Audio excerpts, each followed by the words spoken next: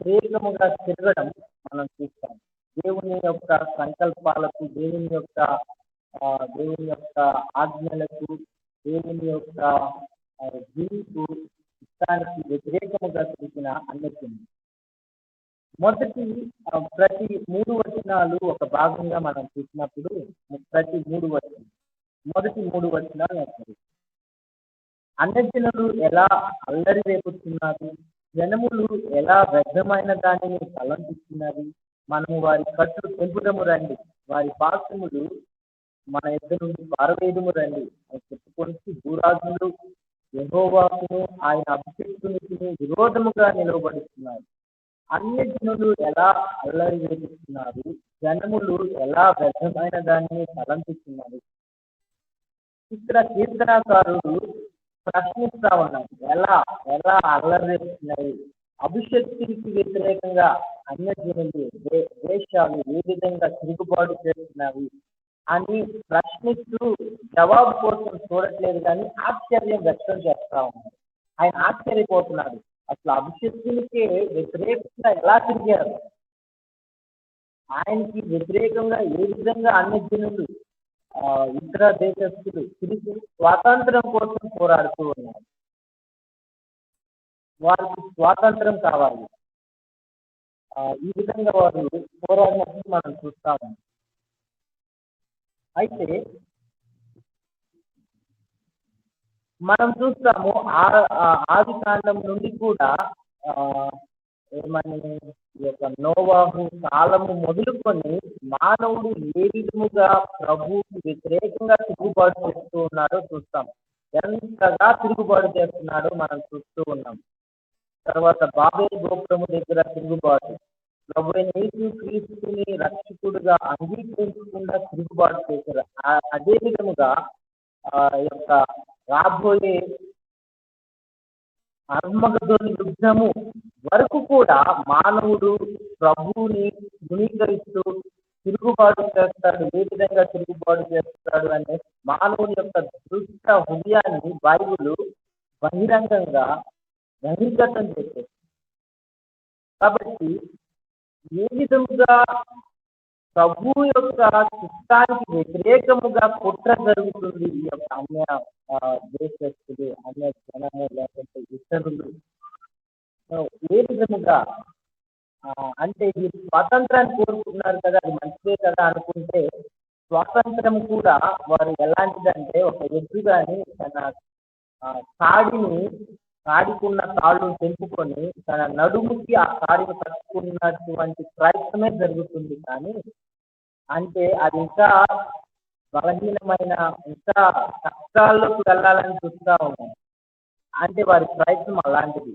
అయితే నిజమైన స్వాతంత్రం దేవుని యొక్క సార్వభౌమత్వానికి సబ్మిట్ చేసుకోవడంలోనే ఉంది. దేవుని యొక్క సార్వభౌమ అధికారానికి సబ్మిట్ చేసుకొని ఆయన చిత్త ప్రకారము నడుచుకోవడంలోనే నిజమైన స్వాతంత్రం ఉంది. ఈ యొక్క 3 వచనాల్లో అది మనం చూసాం. 4, 5, 6 వచనాలు ఏమని తెలియజేస్తుంది అంటే, దేవుడు వర్రీ కాదు, దేవుడు భయం చెందడు. ఎందుకంటే సాధారణమైన మానవుడు దేవుణ్ణి వ్యతిరేకించినంత మాత్రాన దేవుడేమి చెల్లించడు, కదిలింపబడు. అయితే ప్రేమతో పిలుస్తా ఉన్నాడు. ఆకాశమందు ఆశీనులు నవ్వుతున్నారు, ప్రభు వారిని చూసి అపహసించుతున్నారు. అంటే ప్రభు వారి యొక్క ప్రయత్నాలన్నింటినీ కూడా చాలా అమ్మ తర్వాత ఇప్పుడేం తర్వాత చూడండి, దయచేసి కలిపేస్తుంది.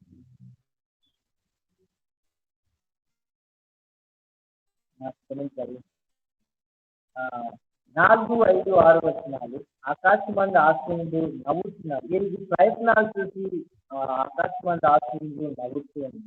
అయితే దేవుని యొక్క భయంకరమైన ఉగ్రత కూడా ఈ యొక్క దేశానికి వస్తా ఉంది. ఎందుకంటే ప్రభువుని తృణీకరించడం జరిగింది. ఈ దినము ప్రభు ప్రేమతో పిలుస్తూ ఉన్నాడు. ఆయన యొక్క సులువు సువార్త అందరికీ అందింపబడుతూ ఉంది అనేక విధాలుగా. అయితే ఒక దినం రాబోతూ ఉంది, ఆయనను ఆశ్రయించిన నరుల మీదకి ఆయన యొక్క ప్రచండమైన కోపము ఉగ్రత రాబోతా ఉంది. 6వ వచనం, ఆయన పరిశుద్ధ పర్వతము మీద ఆ సియోనులో రాజుగా ప్రభువులు చేస్తున్నారు. కాబట్టి ఆయన సియోనులో ఆయన అత్యంత అధికారం చెప్పిన ఆయన ఆ పరిపాలన చేస్తా ఉన్నారు, రూల్ చేస్తా ఉన్నారు.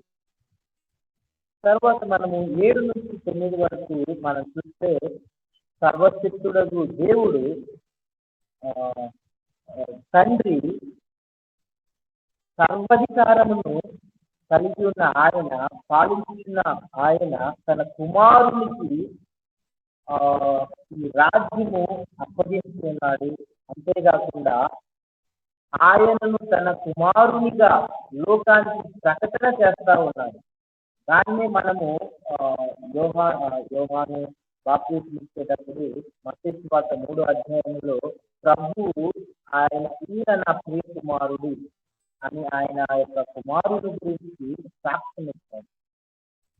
7, 8, 9 కట్టడను నేను వివరించుకున్నాను. యెహోవా నాకు ఇలాగూ సెలవిచ్చి, నువ్వు నా కుమారుడు, నేను నిన్ను కని ఉన్నాను. పునరుద్ధానం గురించి మాట్లాడుతా ఉన్నాడు. ఆ దినము పునరుద్ధానం.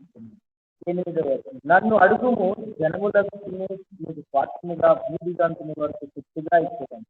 ఈ ప్రభు సర్వశక్తుడైన దేవుడు తన కుమారునితో పలికిన మాటలు మనకు తెలియజేస్తూ ఉన్నాడు. తన కుమారుడు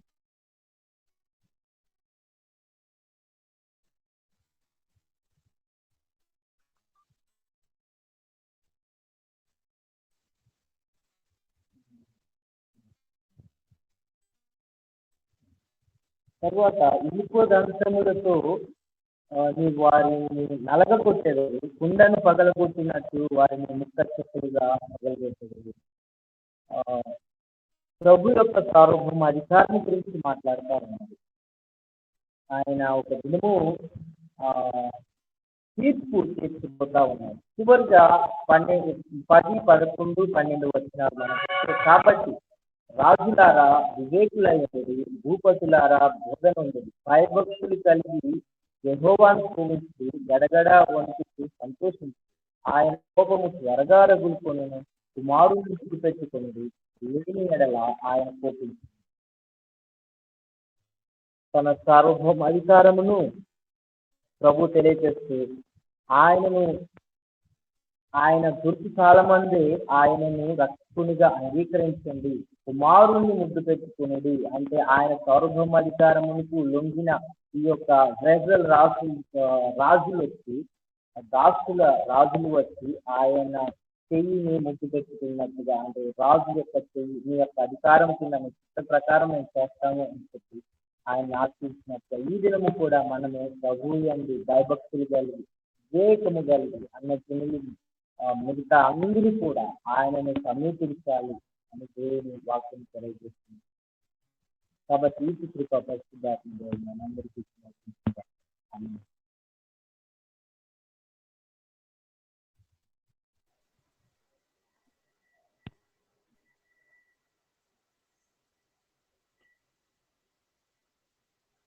థ్యాంక్ యూ బ్రదర్ జోషువా.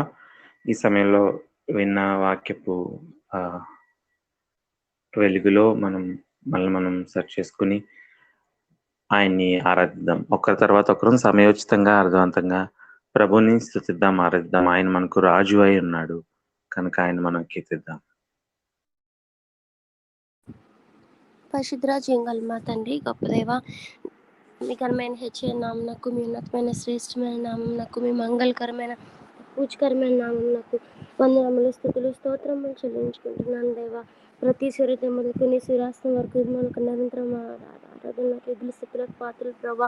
మన నుంచి మా ప్రాణాలు కన్నీళ్ళు విడకుండా, మా కళ్ళని జారిపడకుండా నా పాదాలు తప్పిస్తున్న బంగారు తండ్రి, మీకు లెక్కించలేని వందనములు. పరిశుద్ధతను బట్టి మీరు మహనీయులు, స్తుతి కీర్తనలు బట్టి మీరు పూజనీయులు. వేల్పుల్లో మీలాంటి సమలు ఎవరూ లేరు ప్రభా. సమీపింపరాని తేజుంది మీరు మాత్రమే. అమరత్వం కలిగిన బంగారు తండ్రి, మీకు వందనాలు. 24,000 ప్రజల మధ్య 4 జీవులు, కోట్లాది కోట్ల దేవతల మధ్య కెరూబులతో, సెరూబులతో ప్రభా మానక రాత్రి మగలు కొనియాడబడుతున్న పరిశుద్ధులని మానక రాత్రి మగలు కొనియాడబడుతున్న నా బంగారు తండ్రి, మీకు లెక్కించలేని వందనాలు. దారుణుడు రత్వనుడు పూజనీయుడు అతికాంక్షణీయుడు ప్రభా, 10,000 అయినా పోల్చదగు అతి సుందరుడు అయిన నా యేసయ్య, మీకు లెక్కించలేని వందనాలు ప్రభా. నలుదత్త వరుసతో చీర్తాత శాంతాత రోగులకు వైద్యుడు, పాపలకు రక్షకుడు, సర్వ సృష్టికర్త, ప్రాణదాత, విమోచకుడు, సంరక్షకుడు, పోషకుడు ప్రభా, నా జీవితానికి ఆశ్రయమైన నా యేసయ్య, మీకు లెక్కించలేనని వందనములు, స్తుతులు, స్తోత్రం చేయించుకున్నాను. మంటి నేను నా కోసం ప్రభా, పొద్దున్న మలిచి సాయంత్రం వాడిపోయే గడ్డి పువ్వు లాంటి నా జీవితం కోసం ప్రభా, మీరు మహిమ సింహాసనం విడిచి వచ్చి ప్రభా, మీరు నన్ను దర్శించి, నన్ను ప్రేమించి ప్రభా, కనికరించి ప్రభా, మీరు నా కోసం సిలువలో కార్చిన మీ పరిశుద్ధ యవన రక్తం బట్టి మీకు లెక్కించలేని వందనాలు ప్రభా. తండ్రి నాయన, నాకంటే గనులు గొప్పవాళ్ళు ఈ దినం చూడలేనప్పటికీ నన్ను మాత్రం ఈ సజీవ లెక్కల్లో ఉంచి ప్రభా, నాకు రక్షణ అనుగ్రహించి ప్రభా, పరిశుద్ధులతో పాటు చేరి మిమ్మల్ని స్తుతించడానికి ప్రభా, మీరు నాకు అనుగ్రహించిన ఈ గొప్ప తరుణంకై ప్రభా, మీకు నిండు కృతజ్ఞతలు చెల్లించుకుంటూ ఏమిచ్చి మీరు రుణం తీర్చుకోగలను దేవా.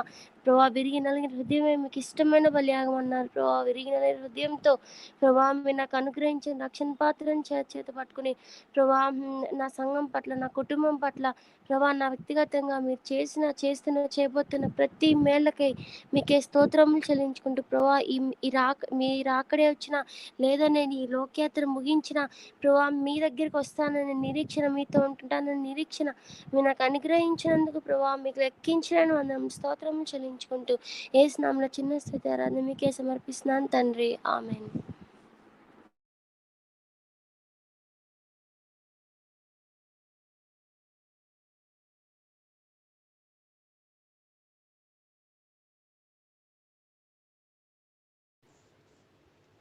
పరమందాసుడైన మా ప్రిపేర్లకు తండ్రి, నీ పరిశుద్ధ నామానికి వందనాలు, స్తుతులు, స్తోత్రాలు చెల్లించుకుంటున్నాం ప్రభు. నాయన, గడిచిన కాలమంతా నాయన మిమ్మల్ని దాచి కాపాడి భద్రపరిచి నీ కృపలో భద్రపరిచి ప్రభా, సజీవ లెక్కలో మమ్మల్ని ఉంచి నాయన తండ్రి, పునరుద్ధరణ సంఘంతో కూడి ప్రభు నాయన ఇలాగా నిన్ను స్తుతించడానికి, ఆరాధించడానికి మాకు అనుగ్రహించిన సమయముకే వందనాలు, స్తుతులు, స్తోత్రాలు చెల్లించుకుంటున్నాను తండ్రి. నాయన గొప్ప దేవ, నాయన సర్వాధికారి నువ్వు, సార్వభౌముడు తండ్రి. నాయన నిన్ను ఆశ్రయించేవారు ధన్యులని నీ వాక్యము సెలవిస్తుంది తండ్రి ప్రభు. నాయన తండ్రి ప్రభు, నాయన గొప్ప దేవుడు, నాయన తండ్రి సర్వ సృష్టికర్తవు తండ్రి. నీకు వందనాలు, స్తుతులు, స్తోత్రాలు చెల్లించుకుంటున్నాను నాయన తండ్రి దేవ. మా పట్ల నీవు జరిగించిన నాయన రక్షణ కార్యమును బట్టి నీకు వందనాలు, స్తుతులు, స్తోత్రాలు ప్రభు. నాయన తండ్రి ప్రభు, అపరాధముల చేత పాపం చేత చనిపోయిన స్థితిలో ఉండగా నాయన మహాప్రేమ చేత నాయన వెదకి రక్షించిన తండ్రి, నీకు వందనాలు, స్తుతులు, స్తోత్రాలు తండ్రి ప్రభు. నాయన నీ రక్తం ద్వారా నాకు నాయన తండ్రి విమోచనము, నాయన తండ్రి పరిశుద్ధత కలిగిన తండ్రి ప్రభు, మమ్మల్ని నీతిమంతులుగా తీర్చిన దేవా, నీకే వందనాలు, స్తుతులు, స్తోత్రాలు చెల్లించుకుంటున్నాము. గొప్ప తండ్రి నాయన తండ్రి ప్రభు, మా పట్ల చూపిస్తున్న కృప కొరకే, నాయన నీ యొక్క ఉన్నతమైన ప్రేమ కొరకే నీకే వందనాలు, స్తుతులు, శ్వాస జీవితంలో నాయన మాతో ఉండి నాయన నడిపిస్తున్న దేవా. నాయన తండ్రి, ఎటువంటి పరిస్థితులు అయినప్పటికీ కూడా ప్రభా, నాయన నీ యొక్క కృప కాపుదలను మాతో ఉంచుతూ ఇంకా సహవాసాన్ని నాయన మాతో ఉంచు, నాయన నాతో ఉంచుతూ ప్రభా, నాయన నన్ను నడిపిస్తూ బలపరుస్తున్న విధానాన్ని బట్టి నాయన నీకే కోట్ల వందనాలు, స్తుతులు, స్తోత్రాలు చెల్లించుకుంటూ నా ఈ చిన్ని స్తుతి ఆరాధన తండ్రి అయిన దేవునికి యేసుక్రీస్తు ద్వారా సమర్పిస్తున్నాం తండ్రి. రంగలింతండి ప్రియమైన ప్రభా, ఘనమైన దేవ, గొప్ప దేవ, మీకే స్తుతులు, స్తోత్రాలు చెల్లించుకుంటున్నాను తండ్రి. ఆయన గత పునరుద్ధాన నుండి పునరుద్ధాన వరకు కాచి కాపాడి ప్రభా, సజీవురాలుగా నన్ను సన్నిధిలో చేర్చి ప్రభా, నేను స్తుతించి ఆరాధించుకుంటాను. నాకు ఇచ్చిన ఈ సమయానికే మీకు లెక్కలేని స్తుతులు, స్తోత్రములు ప్రభా. గొప్ప దేవ, మీకు వందనాలు తండ్రి. నాయన తండ్రి ప్రభా, నీ ప్రియకుమారుని ప్రభా ఈ లోకంలో పంపించి నాయన తండ్రి నన్ను రక్షించిన విధానం కొరకు వందనాలు తండ్రి. శిలువ మరణం ద్వారా నాకు ఇచ్చిన గొప్ప రక్షణకై నేను స్తుతిస్తున్నాను, ఆరాధిస్తున్నాను ప్రభా. గొప్ప తండ్రి, మీకు వందనాలు నాయన. 2వ కీర్తనలో ఈ సమయంలో నైనా ప్రభా ధ్యానించడానికి ఇచ్చిన సమయాన్ని బట్టి మీకు వందనాలు తండ్రి. కుమారుని ముద్దు పెట్టుకొని లేని ఎడల ఆయన కోపించును, అప్పుడు త్రోవ తప్పి నశించదరని ఆయన ఆశ్రయించి వారందరూ ధన్యులని సెలవిస్తున్నారు తండ్రి. మీకు వందనాలు ప్రభా. మీరే మాకు ఆశ్రయముగా దుర్గముగా ఉండి నేను మమ్మల్ని నడిపించుచున్న దేవా, మీకు వందనాలు, స్తుతులు, స్తోత్రాలు తండ్రి. నా గత సంవత్సరంలోనైనా మీరు నా పట్ల చేసిన ప్రతి మేలును బట్టి మహోపకార కార్యాలను బట్టి మీకు వందనాలు తండ్రి. నీ వాక్యాన్ని ఆశ్రయించడానికి ప్రభువా నాకు ఇచ్చిన గొప్ప ధన్యత కొరకు వందనాలు తండ్రి. దేవానైనా నీ వాక్యమే నన్ను బ్రతికించింది. నీ వాక్యమే నాకు నైనా తండ్రి నన్ను ఆ, నీలో జీవించడానికి ఇచ్చినందుకు మీకు వందనాలు, స్తుతులు, స్తోత్రాలు దేవా. పరిశుద్ధుడు అయిన తండ్రి నైనా ప్రభా, నా జీవితంలో మీరు చేసిన ప్రతి మేలును బట్టి మహోపకార కార్యాలను బట్టి మీకే వందనాలు, స్తుతులు, స్తోత్రాలు చెల్లించుకుంటూ యేసయ్య అతి శ్రేష్టమైన నామములో స్తుతించి ఆరాధించుకుంటున్నాను తండ్రి. ఆమేన్. ఘనమైన తండ్రి, మీకే వందనాలు, స్తోత్రాలు చెల్లించుకుంటున్నాను తండ్రి. అది ఉదయకాల సమయంలో పునరుద్ధాన దినాన్న తండ్రి మిమ్మల్ని ఈ విధంగా మీ బిడ్డలతో కలిసి ఆనందించడానికి మీరు చూపిన కృపను బట్టి వందనాలు తండ్రి. మీరు నన్ను ప్రేమించి తండ్రి నా కొరకు తండ్రి మీ కుమారుని పంపించి తండ్రి మీ కుమారుని ద్వారా నన్ను రక్షించిన విధానం బట్టి వందనాలు చెల్లించుకుంటున్నాను తండ్రి. తండ్రి నన్ను మీరు ప్రేమించి రక్షించి రాజ్య నివాసులుగా చేసినందుకు వందనాలు చెల్లించుకుంటున్నాను తండ్రి. మీరు నా యొక్క ప్రతి పనుల్లోనూ అలాగే నాకు అనారోగ్యం వచ్చినప్పుడు ఇబ్బందుల్లోనూ ఇరుకుల్లోనూ తండ్రి మీరు నా తోడుగా ఉండి నన్ను ప్రతి క్లిష్టమైన పరిస్థితి నుంచి మీరు నన్ను లేవనెత్తినందుకు వందనాలు చెల్లించుకుంటున్నాను తండ్రి. వాక్యంతో తండ్రి మీరు నాతో మాట్లాడుతూ తండ్రి నన్ను బలపరుస్తున్న విధానం బట్టి మీకు వందనాలు చెల్లించుకుంటున్నాను తండ్రి. తండ్రి ఒకప్పుడు తండ్రి రక్షణ లేని దినాల్లో నేను చచ్చిపడి ఉన్నప్పుడు తండ్రి అపరాధముల చేత పాపముల చేత మీరు మీ యొక్క మహాకృప చేత తండ్రి మీరు నన్ను రక్షించిన విధానం బట్టి మీకు వేలాది కోట్లాది వందనాలు చెల్లించుకుంటూ ఈ చిన్న స్తుతి ఆరాధన యేసుక్రీస్తు నామములో మీకే చెల్లిస్తున్నాను తండ్రి. ఆమేన్. పరిశుద్ధుడివి మహనీయుడివి అయిన ప్రభా, ఇంతవరకు కాపాడినందుకు మీకు వందనాలు, స్తోత్రాలు. ఏ మంచి లేని మా జీవితాన్ని నా ప్రభా ఈ యొక్క దినం వరకు క్షేమంగా సజీవంగా ఉంచినందుకు మీకు స్తోత్రాలు నా తండ్రి. నీ పునరుద్ధానంలో నా ప్రభా నా తండ్రి ఇంకను నా తండ్రి సజీవులుగా ఉంచినందుకు మీరు ఇచ్చిన రక్షణ బట్టి నా తండ్రి మీరు ఇచ్చిన కృప కోసం నా తండ్రి మహనీయుడివి పూజనీయుడివి నా తండ్రి గనుడువైన నా ప్రభా మిమ్మల్ని స్తుతిస్తూ ఆరాధిస్తూ ఉండగా నా తండ్రి మా యొక్క స్తుతుల మీద ఆసీనుడివై ఉన్న దేవా నీకే స్తోత్రాలు చెల్లిస్తూ ఈ దినం వరకు నా తండ్రి సజీవ లెక్కల్లో ఉంచి నా తండ్రి నేను స్తుతించడానికి మీరు చూపించిన కృప కోసం నా తండ్రి మీరు ఇచ్చిన రక్షణ కోసం నా తండ్రి క్షేమం కోసం కృతజ్ఞతా స్తుతులు చెల్లిస్తూ ఈ చిన్ని స్తుతి ఆరాధన యేసయ్య అతి శ్రేష్టమైన నామంలో అడిగి వేడుకొని ఉన్నాం తండ్రి.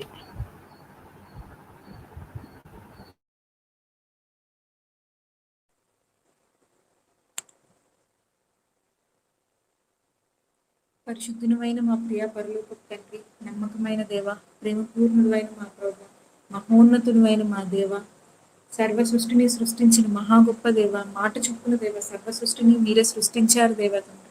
మీ రూపంలో మీ పోలికలో దేవా తండ్రి మనుషుని మీరే సృజించుకున్నారు దేవ. మీ ప్రేమను బట్టి దేవ మీరే సృజించుకున్నారు దేవ.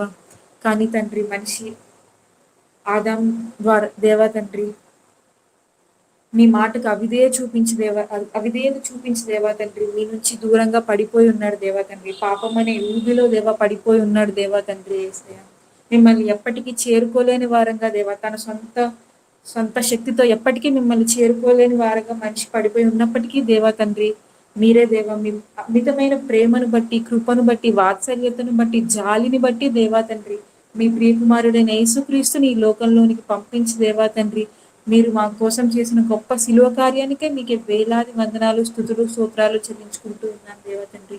మీ ప్రియకుమారుడైన యేసుక్రీస్తు శిలువ మరణం పొందినంతగా తనను తాను తగ్గించుకున్నారు కాబట్టే దేవా తండ్రి యేసయ్య మాకు ఈ రోజు ఈ విమోచన ఈ జీవం ఉంది దేవా తండ్రి. అందుని బట్టి మీకే వేలాది వందనాలు స్తుతులు స్తోత్రాలు చెల్లించుకుంటూ ఉన్నాం దేవా తండ్రి. ఏం చేసినా ఎంత స్తుతించినా ఏం చేసినా దేవా తండ్రి యేసయ్య మీ యొక్క రుణాన్ని దేవ మేము ఎప్పటికీ తీర్చుకోలేము దేవా. అంత గొప్ప కార్యాన్ని అంత గొప్ప విమోచనను కృపను మీరే మాపై చూపించిన విధానాన్ని బట్టి మీకే వేలాది వందనాలు స్తుతులు స్తోత్రాలు చెల్లించుకుంటూ ఉన్నాం దేవా తండ్రి. ఎలాంటి కష్టమైన అంధకారమైన పరిస్థితుల్లో వెళ్తూ ఉన్నప్పటికీ దేవా తండ్రి మీరే మాకు తోడుగా ఉండి దేవా తండ్రి యేసయ్య మాలో ఉండి దేవా తండ్రి యేసయ్య మాకు ధైర్యాన్ని ఇస్తూ మాకు శక్తినిస్తూ దేవా తండ్రి మీ ప్రేమలో మమ్మల్ని నడిపిస్తూ దేవా మాకు మార్గం చెప్తున్న విధానానికే మీకే వేలాది వందనాలు స్తుతులు స్తోత్రాలు చెల్లించుకుంటూ ఉన్నాం దేవా తండ్రి. దేవా లోకంలో దేవా ఎలాంటి పరిస్థితులు ఉన్నప్పటికీ దేవా తండ్రి, మా జీవితాల్లో ఎలాంటి పరిస్థితులు ఉన్నప్పటికీ దేవా ప్రభు మీరు దేవా తండ్రి మాతో ఉండి దేవా తండ్రి ఎల్లప్పుడూ దేవా తండ్రి మాలో మీ ఆనందాన్ని ఉంచుతున్నారు దేవా తండ్రి. అందును బట్టి మీకే వేలాది వందనాలు దేవా తండ్రి. సిచ్యువేషన్స్ ఎలా ఉన్నప్పటికీ దేవా తండ్రి యేసయ్యా మేము ఆనందంగా మీలో ఉండగలుగుతున్నామంటే కేవలం మీ కృప మాత్రమే దేవా తండ్రి. అందును బట్టి మీకే వేలాది వందనాలు, స్తుతులు, స్తోత్రాలు దేవా తండ్రి.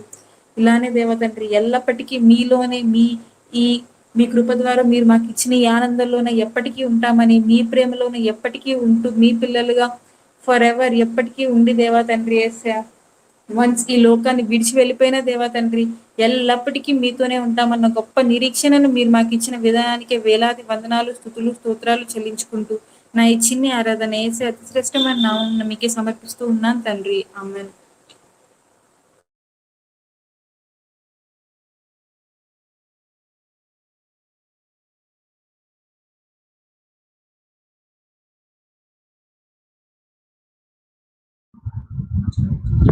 మహాపరిశుద్ధుడా, ఘనమైన మా తండ్రి, జీవము కలిగినటువంటి దేవ, ఆకాశ మహాకాశం మీద ఆసీనుడైనటువంటి మా ప్రభువా, యెహోవా, సైన్యములకు అధిపతి అయినటువంటి మా ప్రభువా, నిన్న నేడు నిరంతరము ఏకరీతిగా ఉండి ఏ మాత్రము మార్పు లేనటువంటి మా ప్రభువా, అటువంటి దేవుణ్ణి నా తండ్రి యొక్క ఉదయకాల సమయంలో మిమ్మల్ని స్తుతించి ఆరాధించి మహిమపరచడానికి మీరు నాకు ఇచ్చినటువంటి యొక్క భాగ్యాన్ని బట్టి మీకే మహిమ, ఘనత, ప్రభావములు చెల్లిస్తూ ఉన్నాము నా తండ్రి. మీరు యొక్క లోకమును వచ్చి మా ప్రభువా మీ యొక్క రక్తమును చిందించి ప్రాణమును పెట్టి మరలా తిరిగి లేచుట వలన జీవము కలిగినటువంటి మీ యొక్క నిరీక్షణను మీరు మాకిచ్చారు. అందును బట్టి మీకు స్తోత్రములు నా తండ్రి. ఈ యొక్క స్థితిలో నా తండ్రి మేము ఉంటున్నప్పటికీ మీరు మమ్మల్ని ఎంతగానో ప్రేమించి మమ్మల్ని సజీవ లెక్కలో ఉంచి మీ యొక్క సన్నిధిలో నన్ను భద్రపరిచి మీ కొరకు నన్ను జీవింప చేసుకుంటున్నందులకై కూడా మీకు స్తోత్రములు చెల్లిస్తున్నాము నా తండ్రి. మీరు ఇచ్చినటువంటి గొప్ప నిరీక్షణ, ఆ యొక్క రక్షణను బట్టి మీకు వేలాది వందనములు, స్తోత్రములు చెల్లిస్తున్నాము నా తండ్రి. అది అక్షయమైనది గాను, నిర్మలమైనది గాను, వాడబారదునైనటువంటిది ప్రభు. అటువంటి నిరీక్షణను మీరు నాకు అనుగ్రహించి ఆ యొక్క పరలోక రాజ్యంలో స్వాస్థ్యమును నా తండ్రి పొందుకోవటానికి మేము మీలాగా పరిశుద్ధులుగాను, మీ కొరకు జీవించేటువంటి బిడ్డలుగాను, మీ యొక్క వాక్యమును ప్రచురపరిచేటువంటి బిడ్డలుగాను నన్ను చేసినందులకై కూడా మీకు స్తోత్రములు నా తండ్రి. ఒకప్పుడు నేను చీకటిలో జీవిస్తున్నటువంటి నా యొక్క జీవితాన్ని మీ యొక్క వెలుగులోనికి, ఆశ్చర్యకరమైనటువంటి యొక్క వెలుగులోనికి నన్ను నడిపించారు. అందును బట్టి మీకు స్తోత్రములు మా ప్రభువా. ఒకప్పుడు నేను నీ యొక్క ప్రజగా ఉండక తిరుగుతున్నటువంటి నా యొక్క జీవితాన్ని మీ యొక్క ప్రజగా నాకు చేశారు నా తండ్రి. అందును బట్టి మీకు వందనములు తెలియజేస్తున్నాం మా ప్రభువా. యొక్క సమయాన్ని మిమ్మల్ని స్తుతించి ఆరాధించి మహిమపరిచేటువంటి భాగ్యాన్ని మీరు మాకు ఇచ్చినందులకై కూడా స్తోత్రములు చెల్లిస్తూ నా యొక్క స్తుతి ఆరాధన యేసుక్రీస్తు నామములో మీకే సమర్పిస్తున్నాము నా తండ్రి. ఆమేన్. మహాపరిశుద్ధుడు అయిన ప్రేమ కలిగిన నా ప్రియ పరలోకపు తండ్రి, గొప్ప దేవ, మహోన్నతుడా, మహాగణుడా, సర్వోన్నతుడా, సర్వశక్తిమంతుడా, నిన్న నేడు ఏకరీతిగా ఉన్న గొప్ప దేవుడవు, సజీవుడైన దేవుడవు, జీవం కలిగిన దేవుడవు నాయన, ఆకాశ మహాకాశాలు పట్టజాలని గొప్ప దేవుడవు తండ్రి. సర్వ సృష్టిని కేవలం మాట మాత్రం చేత సృజించినటువంటి గొప్ప దేవుడవు ప్రభా. మీకే స్తుతులు, స్తోత్రాలు, వందనాలు ప్రభా. నాయన, మీ ప్రియ కుమారుడైన యేసుక్రీస్తు ద్వారా అయా నా కొరకు వెల చెల్లింప చేసి నన్ను విమోచించి రక్తముతో నన్ను సొత్తునుగా చేసుకున్నటువంటి మీ విలువైన ప్రేమను బట్టి మీకు కోట్లాది స్తుతులు, స్తోత్రాలు చెల్లిస్తూ ఉన్నాను ప్రభా.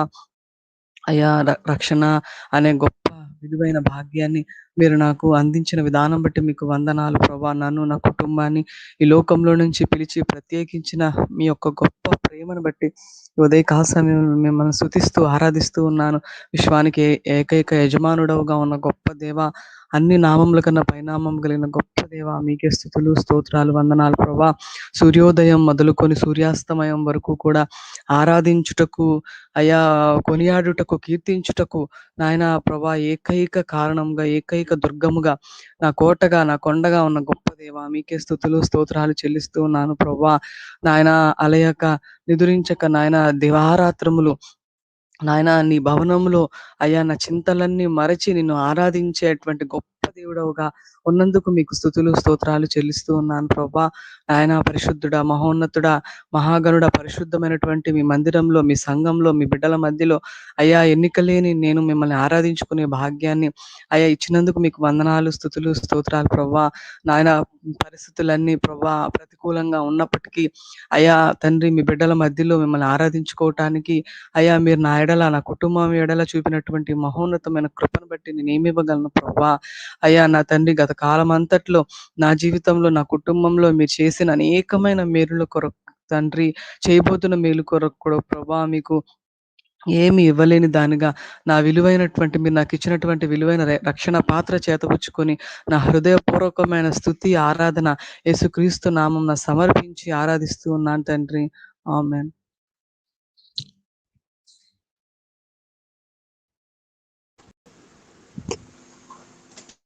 ఇంత కృపాభరితుడైన దేవా యేసయ్య, ఈ ఉదయ కాలంలో ప్రభా ఈ విధంగా మీ సన్నిధిలో చేరి దేవా నాయన మిమ్మల్ని స్తుతించడానికి, ఆరాధించడానికి మీరు నాకు అనుగ్రహించిన కృపను బట్టి మీకు వందనాలు, స్తోత్రాలు చెల్లిస్తూ ఉన్నాను తండ్రి. దేవా నాయన నా జీవితంలో తండ్రిగా, దేవునిగా, రాజుగా ప్రభా ప్రతి స్థానంలోనూ ప్రభా మిమ్మల్ని మీరే మెప్పించుకుంటూ తండ్రి నాయన మిమ్మల్ని స్తుతించడానికి, ఆరాధించడానికి సరిపోయిన దేవుడుగాను దేవా నా పట్ల దయ కలిగిన రాజుగాను ప్రభా మీరు ఉండి ప్రభా అన్ని పరిస్థితులలోనూ నాకు మీరు చేస్తున్నటువంటి సహాయాన్ని బట్టి మీకు వందనాలు, స్తోత్రాలు చెల్లిస్తూ ఉన్నాను తండ్రి. దేవా నాయన అక్కడ పరలోకంలో మీ తండ్రితో కూడా ఉండటం విడిచిపెట్టకూడని భాగ్యమని ఎంచుకోక ఈ భూలోకానికి ప్రభా దిగి వచ్చి తండ్రి కల్వరి శిలువపై నాయన ప్రభా నా కోసం మీరు చేసినటువంటి బలియాగాన్ని బట్టి మీకు వందనాలు, స్తోత్రాలు చెల్లిస్తూ ఉన్నాను తండ్రి. దేవా నాయన ప్రభా యేసయ్య నాయన రాజుగా నాయన ప్రభా ఏలటం మాత్రమే కాదు ప్రభా యేసయ్య ఒక నాయన బానిసలాగా, ఒక నాయన శాపగ్రస్తుడిలాగా ప్రభా మారి నా కోసం మీరు చేసినటువంటి బలియాగాన్ని బట్టి మీకు వందనాలు, స్తోత్రాలు చెల్లిస్తూ ఉన్నాను తండ్రి. దేవా అందరూ బట్టి నాయన నాకు మీరు ఇచ్చిన ఈ యొక్క రక్షణను బట్టి, క్షమాపణను బట్టి మాత్రమే ఈ సమయంలో తండ్రి మీ సన్నిధిలో ఈ విధంగా నాయన మిమ్మల్ని స్తుతించి ఆరాధించగలుగుతూ ఉన్నాను తండ్రి. దేవా ఇందును బట్టి మీకు వందనాలు, స్తోత్రాలు చెల్లిస్తూ ఉన్నాను తండ్రి. నా జీవిత కాలం అంతా దేవా మీకు నమ్మకమైన సాక్షిగా జీవించగలిగినట్లు మీరే సహాయం చేస్తారని నమ్మి ఈ కొద్ది స్తుతి ఆరాధన యేసు నామములో నాయన సమర్పిస్తూ ఉన్నాను తండ్రి. ఆమేన్.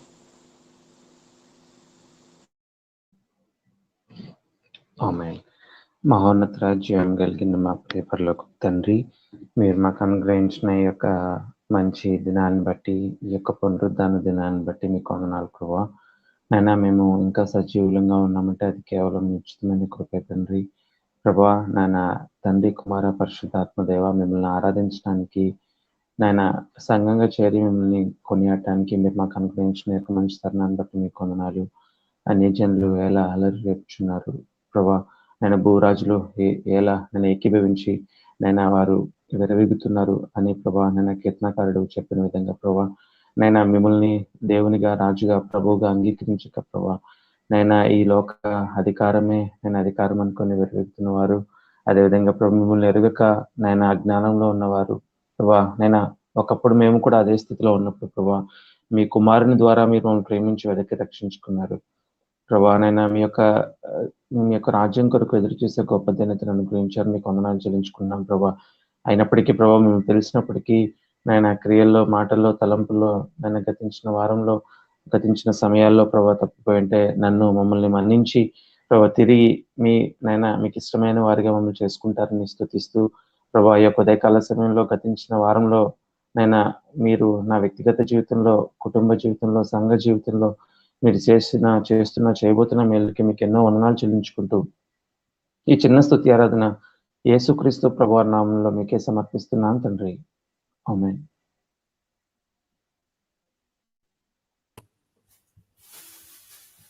మనందరం కలిసి దేవుని మనం ఆరాధించుకోవడం సమయంలో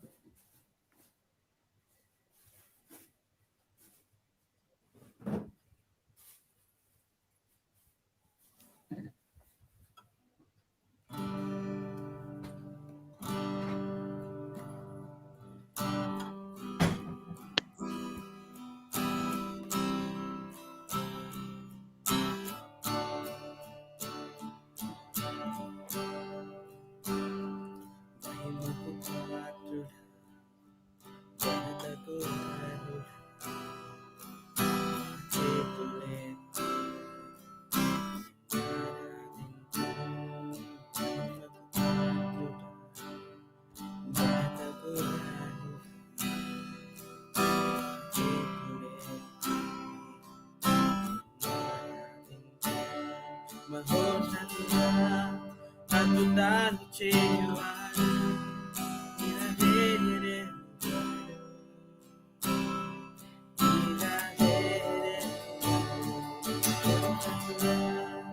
అద్భుతాలు చేయువాడా ఇలాగే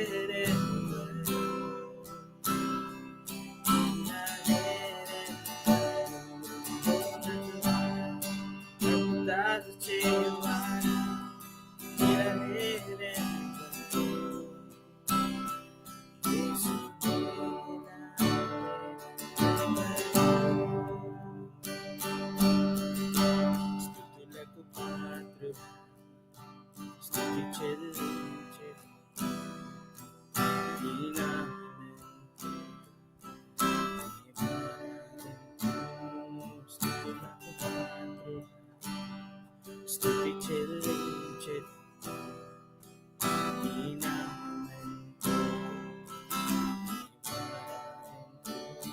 మహోన్నతుడా అద్భుతాలు చేయువాడా ఇలాగే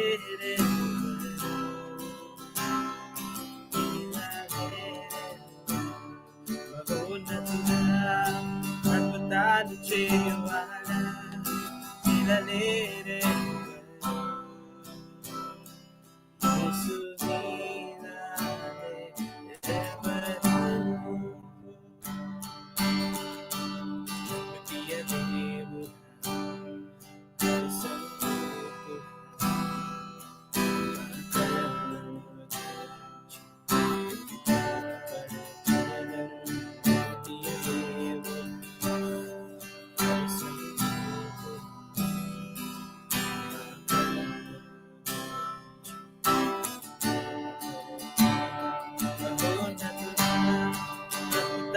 చేయువాడా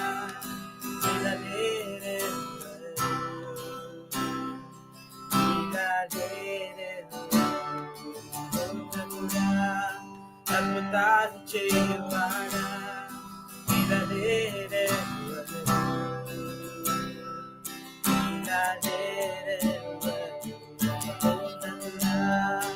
అద్భుతాలు చేయువాడా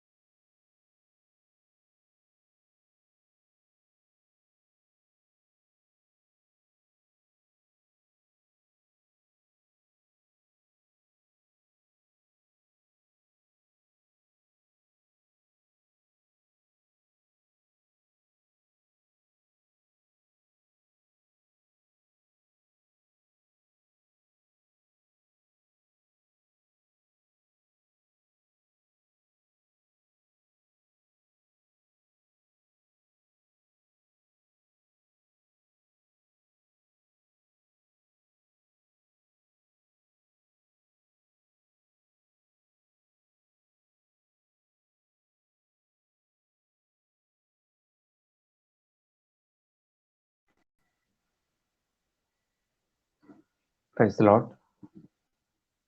మన ప్రభువును రక్షకుడైన యేసుక్రీస్తు వారి నామంలో కూడి వచ్చిన మీ అందరికీ ఈ యొక్క ఉదయకాలపు శుభాలు తెలియజేస్తూ ఉన్నాను.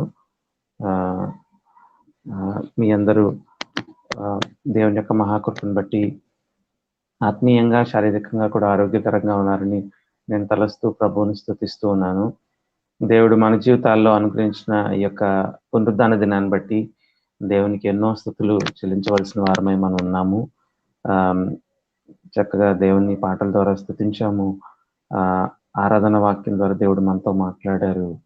తర్వాత ప్రభుకి స్తుతులు చెల్లించాము. ఈ సమయంలో కొద్దిసేపు మనం లేఖనాలను పరిశీలించి ప్రభువు మనతో ఏం మాట్లాడాలనుకుంటున్నారో మనం జాగ్రత్తగా ఆలకించడానికి ప్రయత్నిద్దాం. ఈ దినం మన ధ్యానాంశం ఏంటంటే the purpose of death in Christians life. క్రైస్తవ విశ్వాసీ జీవితంలో మరణం యొక్క ఉద్దేశం ఏంటి, దాని యొక్క పాత్ర ఏంటి అన్న విషయాన్ని మనం ధ్యానించవలసిన వారమై ఉన్నాము.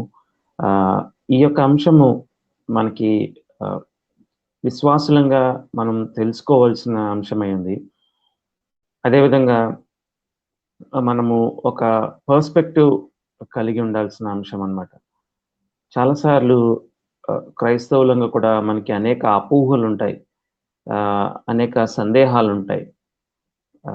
మరణించిన ఆప్తులు, నా బంధుమిత్రులు ప్రభువుని ఎరిగిన వారే, కానీ వారు ఏమయ్యారు, వారు ఎక్కడున్నారు ఇప్పుడు అన్న సందేహాలు మనకు చాలాసార్లు కలుగుతూ ఉంటాయి. అయితే వాక్యం స్పష్టంగా మనకి తెలియజేస్తూ ఉన్న కొన్ని విషయాల్ని మనం పరిశీలిద్దాం. సాధారణంగా వాక్య భాగాన్ని తీసుకుని దాన్నే మనం లోతుగా పరిశీలిస్తూ ఉంటాం. అయితే ఈ దినం ఇది అంశం గనుక కొన్ని వాక్య భాగాల్ని మనం జోడించి ఒక అండర్స్టాండింగ్కి రావడానికి ప్రయత్నిద్దాం. మొదటిగా క్రైస్తవులు లేకపోతే యేసుక్రీస్తు ప్రభు వారిని దేవునిగా అంగీకరించిన వారు కూడా ఎందుకు మరణిస్తారు? ఆయన్ని అంగీకరించినప్పుడు ఆ శాపం నుంచి మనం తప్పింపబడిన వారమై మనము ఆయనతో కూడా వెంటనే ఆరోహణమైపోయి ఆయనతో సహవాసం కలిగి ఉండొచ్చు కదా. ఆయన్ని అంగీకరించిన పాపం యొక్క శిక్ష మన పక్షంగా క్రీస్తు భరించినప్పటికీ కూడా మనం ఎందుకు ఇలా చనిపోవాలి? ఈ మరణం అనే బంధకంలో విశ్వాసి కూడా ఎందుకు ప్రయాణించాలి ఈ మార్గంలో అన్న సందేహం మనకు కలుగుతూ ఉంటుంది. Why should Christians die? Bible స్పష్టంగా చెప్తుంది, పాపం వలన వచ్చు జీతము మరణము. అయితే ఆ పాపం యొక్క శాపాన్ని, శిక్షను మన ప్రభువు భరించారు కదా, అప్పుడు మనం విముక్తులయ్యాం కదా. అలాంటప్పుడు మనం కూడా ఈ యొక్క మరణ మార్గంలో నుంచి ఎందుకు ప్రయాణించాలి అన్న ప్రశ్న మనకు వస్తూ ఉంటుంది అన్నట్టు. అయితే ఫస్ట్ థింగ్ ఏంటంటే, death is not a punishment for believers. విశ్వాసులకి మరణం అనేది శిక్ష కాదు. విశ్వాసులకి మరణం అనేది శిక్ష కాదు. Death is not a punishment for believers. ఒకసారి మనం చూసినట్లయితే రోమీలకు రాసిన పత్రిక 8వ అధ్యాయము 1వ వచనంలో ఇలా ఉందన్నమాట. కాబట్టి ఇప్పుడు క్రీస్తు యేసునందున్న వారికి ఏ శిక్షా విధియు లేదు. కాబట్టి ఇప్పుడు క్రీస్తు యేసునందున్న వారికి ఏ శిక్షా విధియు లేదు. పౌలు స్పష్టంగా ఆత్మ ప్రేరణ ద్వారా తెలియజేస్తున్న విషయం ఏంటంటే, ఎవరైతే యేసు క్రీస్తు నందుంటారో, అంటే ఆయన యందు విశ్వాసం ఉంచుతారో, ఆయన బిడ్డలుగా మారుతారో, వారి పట్ల, వారి పక్షాన ఏ శిక్షా విధియు లేదు. శిక్ష కొట్టివేయబడింది. కాబట్టి ఈ మరణము కూడా క్రైస్తవుల పక్షాన అది శిక్ష కాదు అన్న విషయం మొదటిగా మనం అర్థం చేసుకున్నప్పుడు, క్రైస్తవులు కూడా ఎందుకు మరణిస్తారు అన్న విషయం అవగాహన కలుగుతుంది. First of all, death is not a punishment for Christians, for believers. ఎందుకంటే స్పష్టంగా చెప్తుంది, క్రీస్తు యేసునందున్న వారికి ఏ శిక్షా విధియు లేదు. అది ఆత్మరూపేణ కావచ్చు, శారీరకంగా కావచ్చు. There is no more condemnation for a believer.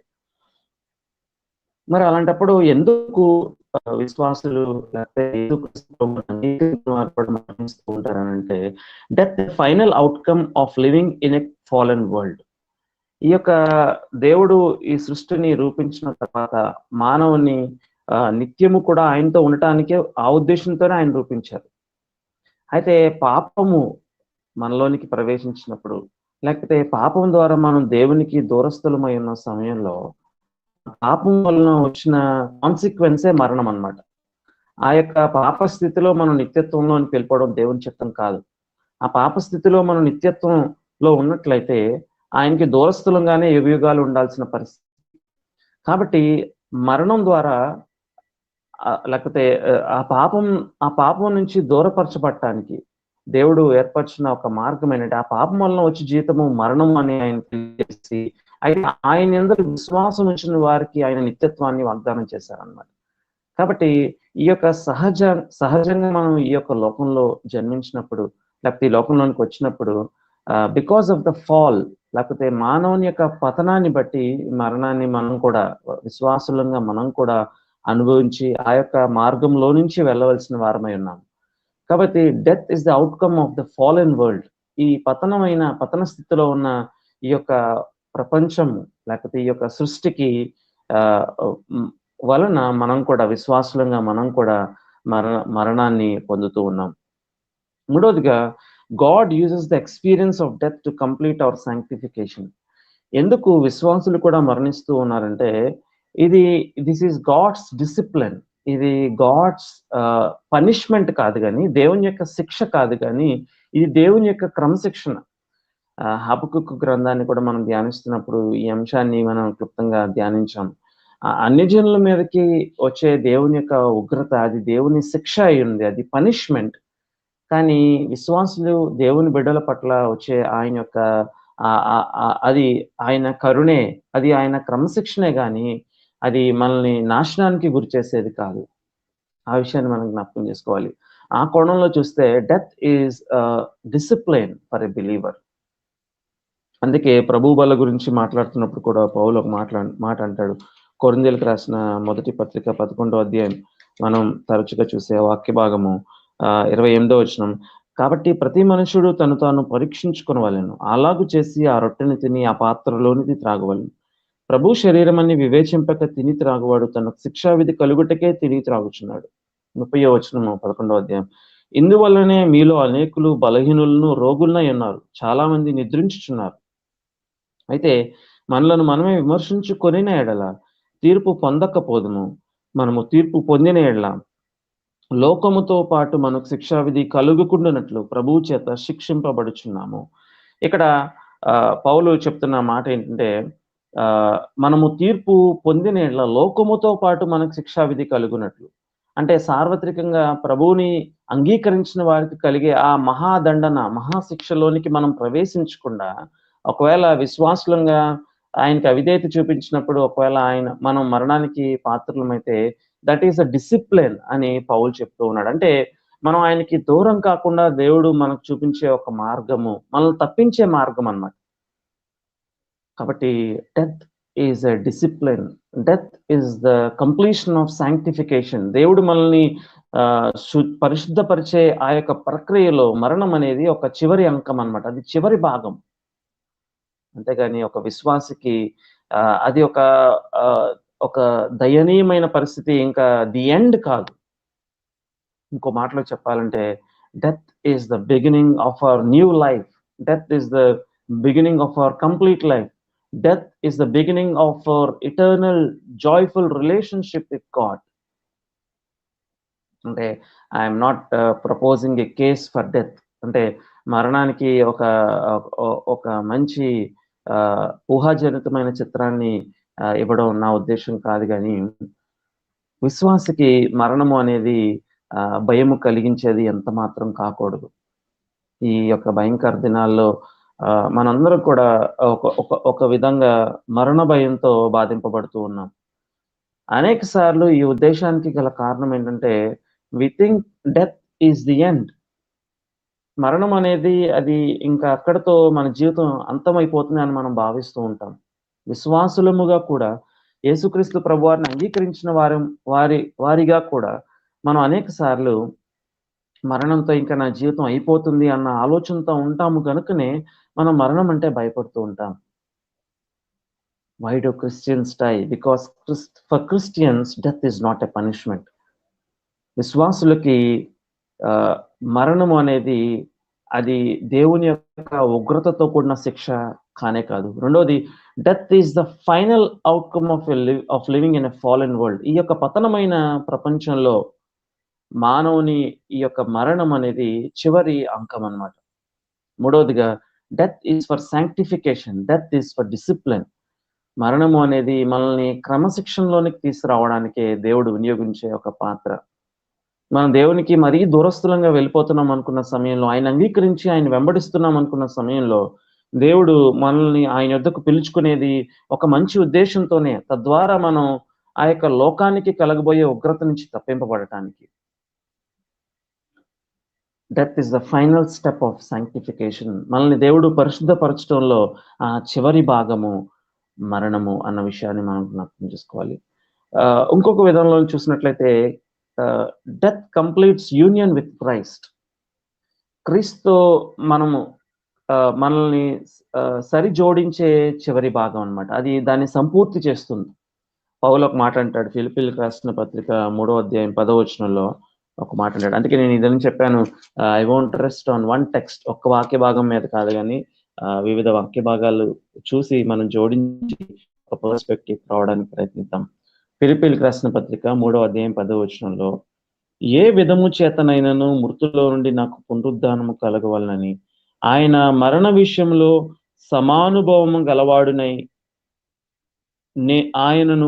ఆయన పునరుద్ధాన బలమును ఎరుగు నిమిత్తము, ఆయన శ్రమలలో పాలివాడు నగుట ఎట్టిదో ఎరుగు నిమిత్తము సమస్తమును నష్టపరుచుకుని వాటిని పెంటతో సమానముగా ఎంచుకొనిచున్నాను. ఆయన మరణ విషయంలో సమానుభవము గలవాడునై అంటే death is the completion of union with Christ. యేసుక్రీస్తు ప్రభు వారితో సమానుభవం. ఆయన ఏ మార్గంలో నుంచి వెళ్ళి నిత్యత్వానికి లేకపోతే దేవునితో ఆ యొక్క ట్రయంఫెంట్ విక్టరీగా పునరుద్ధానుడై తిరిగి లేచారో ఆ మార్గంలో మనం వెళ్తున్నాము అనడానికి death is the final step for union with Christ. క్రీస్తుతో కూడా మనం కలిసి ఆయన మార్గంలో ప్రయాణించడానికి ఇది చివరి అంకమై ఉందన్నమాట. దట్ ఈస్ ద ఫైనల్ చివరి goal that need to be broken, లేకపోతే చివరి హర్డిల్. ఒక విధంగా మనం చెప్పాలంటే పరుగు పందెంలో పరిగెడుతున్న వారికి చాలా హర్డిల్స్ ఉంటాయి అన్నమాట. This is the final hurdle that we need to cross in order to be in union with Christ. క్రీస్తు ప్రభు వారు ఆయన మరణించి శ్రమల ద్వారా మరణం ద్వారా ఆయన చనిపోయి పాతిపెట్టబడి తిరిగి లేచారు పునరుద్ధానుడై. మనం కూడా we are travelling in the same direction. కాబట్టి విశ్వాసికి మరణము అనేది అది శిక్ష కాదు, కానీ అది దేవుని కుమారుడైన క్రీస్తుతో మనల్ని యునైట్ చేసే ఒక అద్భుతమైన సంఘటన అన్న విషయాన్ని మనం జ్ఞాపకం చేసుకోవాలి.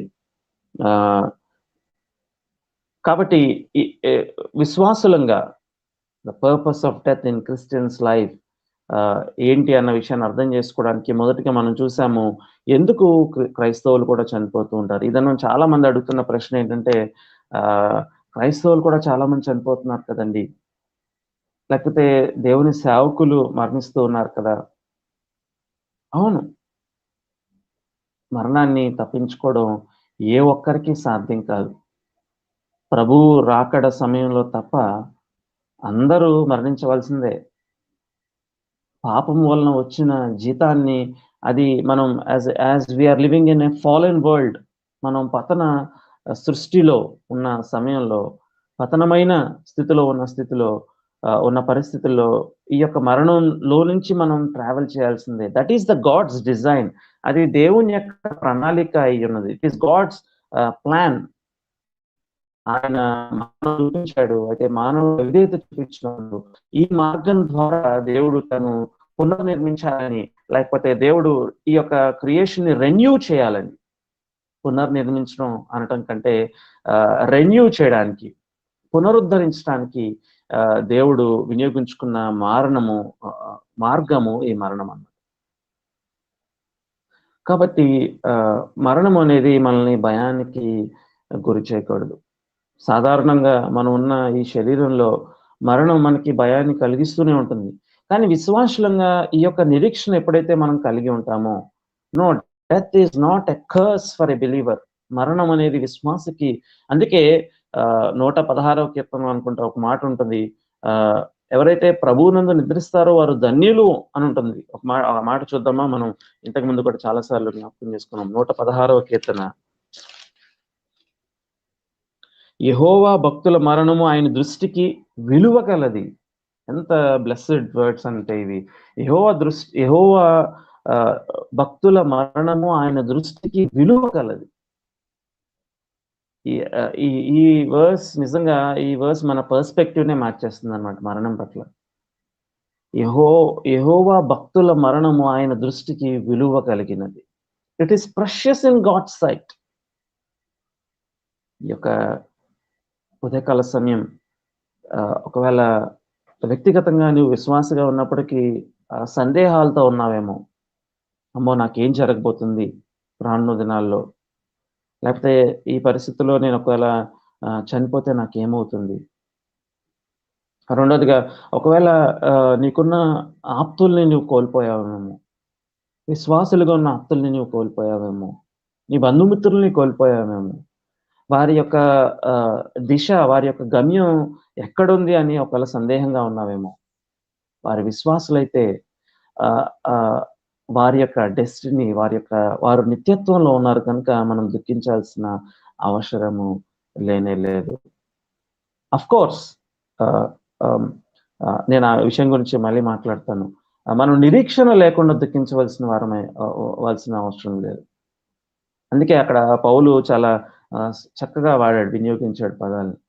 నిరీక్షణ లేని ఇతరుల వరే మీరు దుఃఖింపకుండానట్లు. అంటే దుఃఖించొద్దు అని చెప్పడం లేదు. It is very important to grieve for the loss of our dear ones. చాలా మంది ఏం చెప్తారంటే, మీరు ఎందుకండి ఏడుస్తున్నారు, బాధపడుతున్నారు, మీకు మీరు అట్లా బాధపడాల్సిన అవసరం ఏముంది అని చాలా కొంచెం మాటలు మాట్లాడుతూ ఉంటారు అన్నమాట. కానీ పౌలు అలా చెప్పడం లేదు. మీరు నిరీక్షణ లేని వారి వలె దుఃఖించొద్దు అని చెప్తూ ఉంటారు. When we are living in this world with the dear people, మనకు ఆప్తులైన వారితో, సన్నిహితులైన వారితో, ప్రియమైన వారితో ఇన్ని సంవత్సరాలు జీవించి ఆ సహవాసం కలిగి ఉన్నప్పుడు ఒకేసారి వారు దూరం అయిపోవడం, అది ఎవరు బాధపడద్దు అంటే దట్ ఈస్ వెరీ రాంగ్. కానీ పౌలు అంటున్నాడు, మన యొక్క ఫీలింగ్స్ ఎలా అవ్వాలంటే it must be mingled feelings. ఒక విధంగా మనకు దుఃఖమే, వారితో మనం ఇహలోకంలో ఉన్నంత కాలం ఇంకా కలిసి వారితో ఉండలేం. కానీ నిరీక్షణ లేని వారి వల్ల ఇంక అయిపోయింది, ది ఎండ్ అన్నట్టుగా కాకుండా, మనకున్న నిరీక్షణను బట్టి our grieving must be grief mixed with joy. ఒక దినం మనం కలుసుకుంటాం, ప్రభువునందు నిద్రించిన వారిని ఒక దినం మనం కలుసుకుంటాం అన్న నిరీక్షణ కలిగి మనము దుఃఖించాలని పౌలు చెప్తున్నాడు. కానీ అసలు దుఃఖించే వద్దు అని పౌలు చెప్పడం లేదు. అలా అనుకుంటే ఆ మాటకు వస్తే మీకు ఒక విషయాన్ని చూపిస్తాను. అపోస్తుల కార్యములు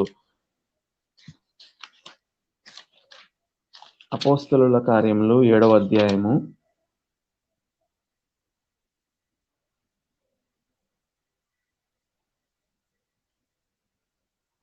60వ వచనం. అతడు మోకాళ్ళు, నీ ప్రభువా వారి మీద ఈ పాపం మోపుమని గొప్ప శబ్దంతో పలికాను. ఈ మాట పలికి నిద్రించును. ఆ కాలమందు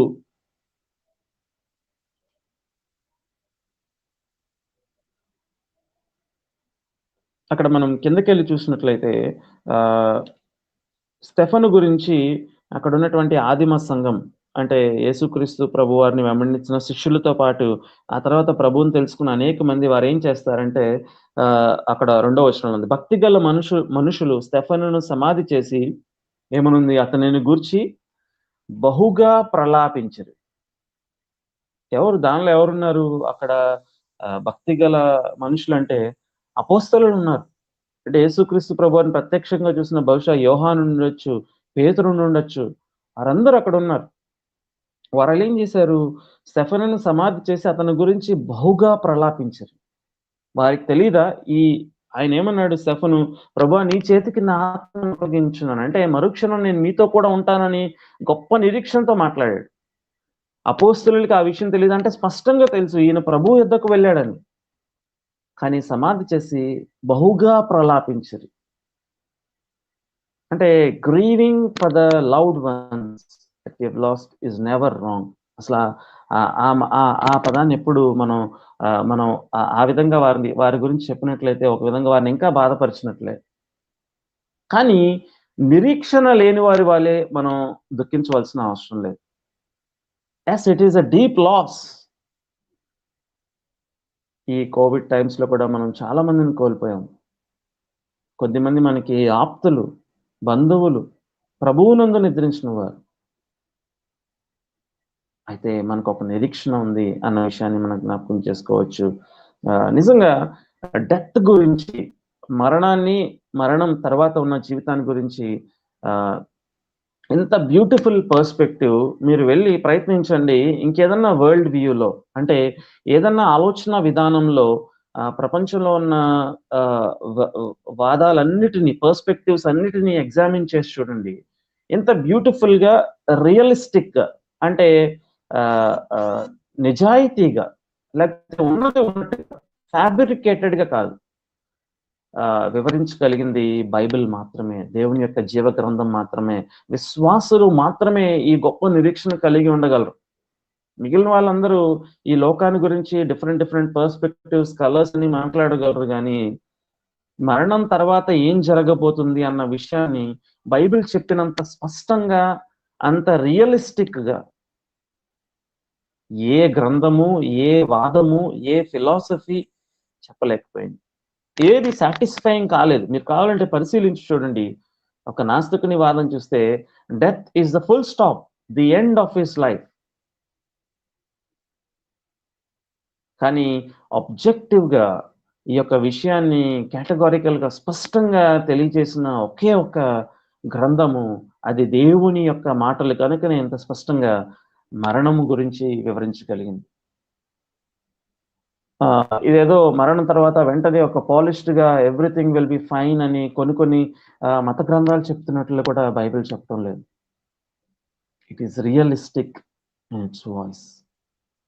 అయితే మనం ఏ విధంగా స్పందించాలి అన్న విషయాన్ని మనం చూసాం. మొదటిగా మనం చూసాము, వై డు క్రిస్టియన్స్ డై? క్రైస్తవులు, విశ్వాసులు కూడా ఎందుకు మరణిస్తారు అంటే మనం చూసాము, మరణము అనేది విశ్వాసకి శిక్ష కాదు, కానీ అది క్రమశిక్షణే. It is discipline. రెండోది, సహజ సిద్ధంగా ఈ యొక్క పతనమైన సృష్టిలో ఉన్న మనము పాపం వలన పొందుకున్న పతనాన్ని బట్టి మరణాన్ని మనం పొందుకుంటూ ఉన్నాం. మూడోదిగా, ఇది మన యొక్క క్రీస్తుతో మనల్ని సంపూర్తిగా మన యూనియన్ని కంప్లీట్ చేస్తుంది. క్రీస్తు ప్రభు వారు నడిచిన మార్గంలో మనల్ని నడవటానికి మనల్ని తీసుకువెళ్ళేదే మరణం అన్నమాట. కాబట్టి మనం రెండోదిగా మనం చూసాము, ఏ విధంగా స్పందించాలి. How do we respond to death, our own death? మన మరణాన్ని గురించి మనం ఎలా సిద్ధపడి ఉండాలి, ఎలా స్పందించాలి, లేకపోతే ఎవరైనా మనల్ని అడిగినప్పుడు ఏ విధంగా చెప్పాలి?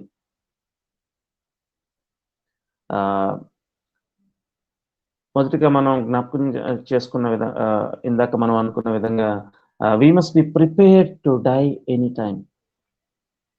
చాలాసార్లు నేను ఈ మాట చెప్పినప్పుడు కొన్ని మీటింగ్స్లో ఈ మాట చెప్పినప్పుడు కొంతమంది పెద్దలు నా ఎద్దుకు వచ్చి ఏం చెప్పేవాళ్ళంటే, అలా మాట్లాడకూడదు మరణం గురించి, నువ్వు పలికిన మాటలు మళ్ళీ జరుగుతాయి, కాబట్టి అలా మనం ఎప్పుడు అనుకోకూడదు అని నాకు చాలా మంది సలహా ఇచ్చారు. కానీ బైబిల్ పర్స్పెక్టివ్ అలా చెప్పడం లేదు. Live every day as if today is the last day in your life. నీ జీవితంలో ఇదే చివరి దినం అన్నట్టుగా ప్రతిదినం విశ్వాసి బ్రతకాలి. Because we never know when this death will come. నేను కొంచెం బాధించే మాటలై ఉండొచ్చు అని సూటిగా చెప్తూ ఉన్నాను. Live as if today is the last day. ఈ దినమే చివరి దినం అన్నట్లుగా నీ జీవితంలో బ్రతుకు. అలా అని చెప్పి ఇక ఫ్యూచర్ ప్లానింగ్ కానీ, ఫ్యూచర్ సేవింగ్స్ కానీ ఇట్లా చేసుకోకూడదు అని చెప్పడం నా ఉద్దేశం కాదు. నా ఉద్దేశం ఏంటంటే, అవి అలా జరుగుతూనే ఉంటాయి, కానీ ఈ దినమే ఒకవేళ నీ జీవితంలో చివరి దినమేమో అన్నట్టుగా విశ్వాసి బ్రతకవలసిన వారమై ఉన్నారు. How do we respond to death? Live as if today is the last day of your life. ఈ దినమే నీ జీవితంలో చివరి దినం అన్నట్లుగా నువ్వు బ్రతుకు.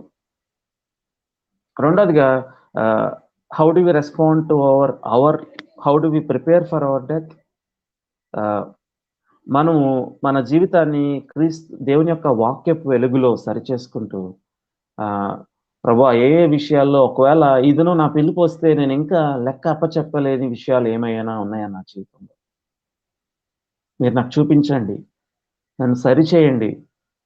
నేను ఒప్పుకోని పాపము, లేకపోతే నేను కంటిన్యూ అవుతున్న పాపం ఏదైనా నా జీవితంలో ఉందా? లేకపోతే ఏదైనా రహస్య పాపం నా జీవితంలో ఉందా?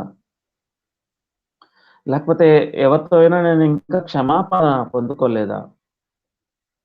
లేకపోతే నేను ఇంకా ఎవరికైనా అచ్చి ఉన్నానా ఏదైనా విషయాల్లో? లేకపోతే నేను ఇంకా ఎవరికైనా సువార్త చెప్పగలిగి కూడా చెప్పడం లేదా? Live as if today is the last day of your life.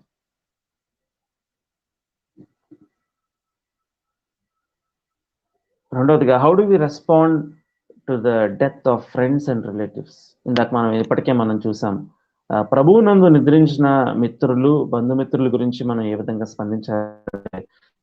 We respond with thanks giving, స్తుతి ద్వారా స్పందించాలన్నమాట. ఈ విషయాన్ని మనం పాత నిబంధన గ్రంథంలో 2 సార్లు చూస్తాం. లేకపోతే స్టెఫను విషయంలో కూడా మనం చూస్తాం. అతను మరణానికి సమీపిస్తున్న సమయంలో దేవుని స్తుతించినట్లు మనం చూస్తాం. యోబు తన కుమారులు యొక్క మరణాన్ని గురించి ఎప్పుడైతే విన్నాడో తను ఏం చేశారంటే, నేను దిగంబరినే వచ్చాను, మళ్ళీ దిగంబరినే దేవుని యొక్క సన్నిధానానికి వెళ్ళిపోతాను. యెహోవా ఇచ్చెను, యెహోవా తీసుకొనెను, ఆయన నామమునకే స్తుతి కలుగును గాక అని ఆరాధించడం ప్రారంభించాడని యోబు గ్రంథంలో మనం చూస్తాం. అంటే ప్రభువునందు నిద్రించిన వారి గురించి మనం చేయాల్సింది ఏంటంటే, వి షుడ్ థాంక్ గాడ్. దేవుణ్ణి స్తుతించాలి. ఎందుకంటే they are in a safer place. వారు ఇంకా ప్రశాంతమైన స్థలంలో ఉన్నారు, సెక్యూర్డ్ ప్లేస్‌లో ఉన్నారు.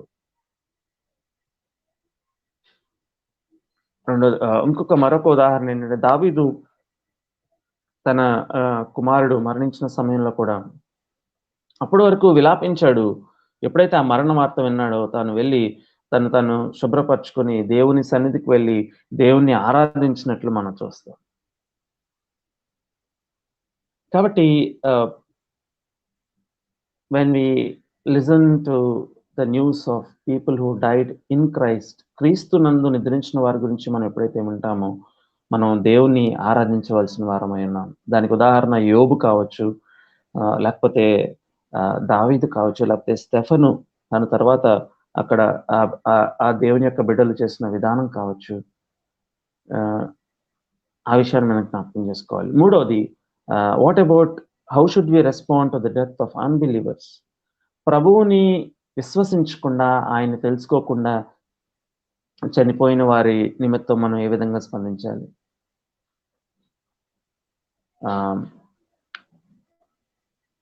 మొదటిగా మనం వారితో పాటు దుఃఖించవలసిన వారమై ఉన్నాం. ఈ దుఃఖం నిజంగా మనం దుఃఖించవలసిన వారమై ఉన్నాం. అంటే వారు ప్రభువునందు నిద్రించలేదు. They are not going to be with the lord.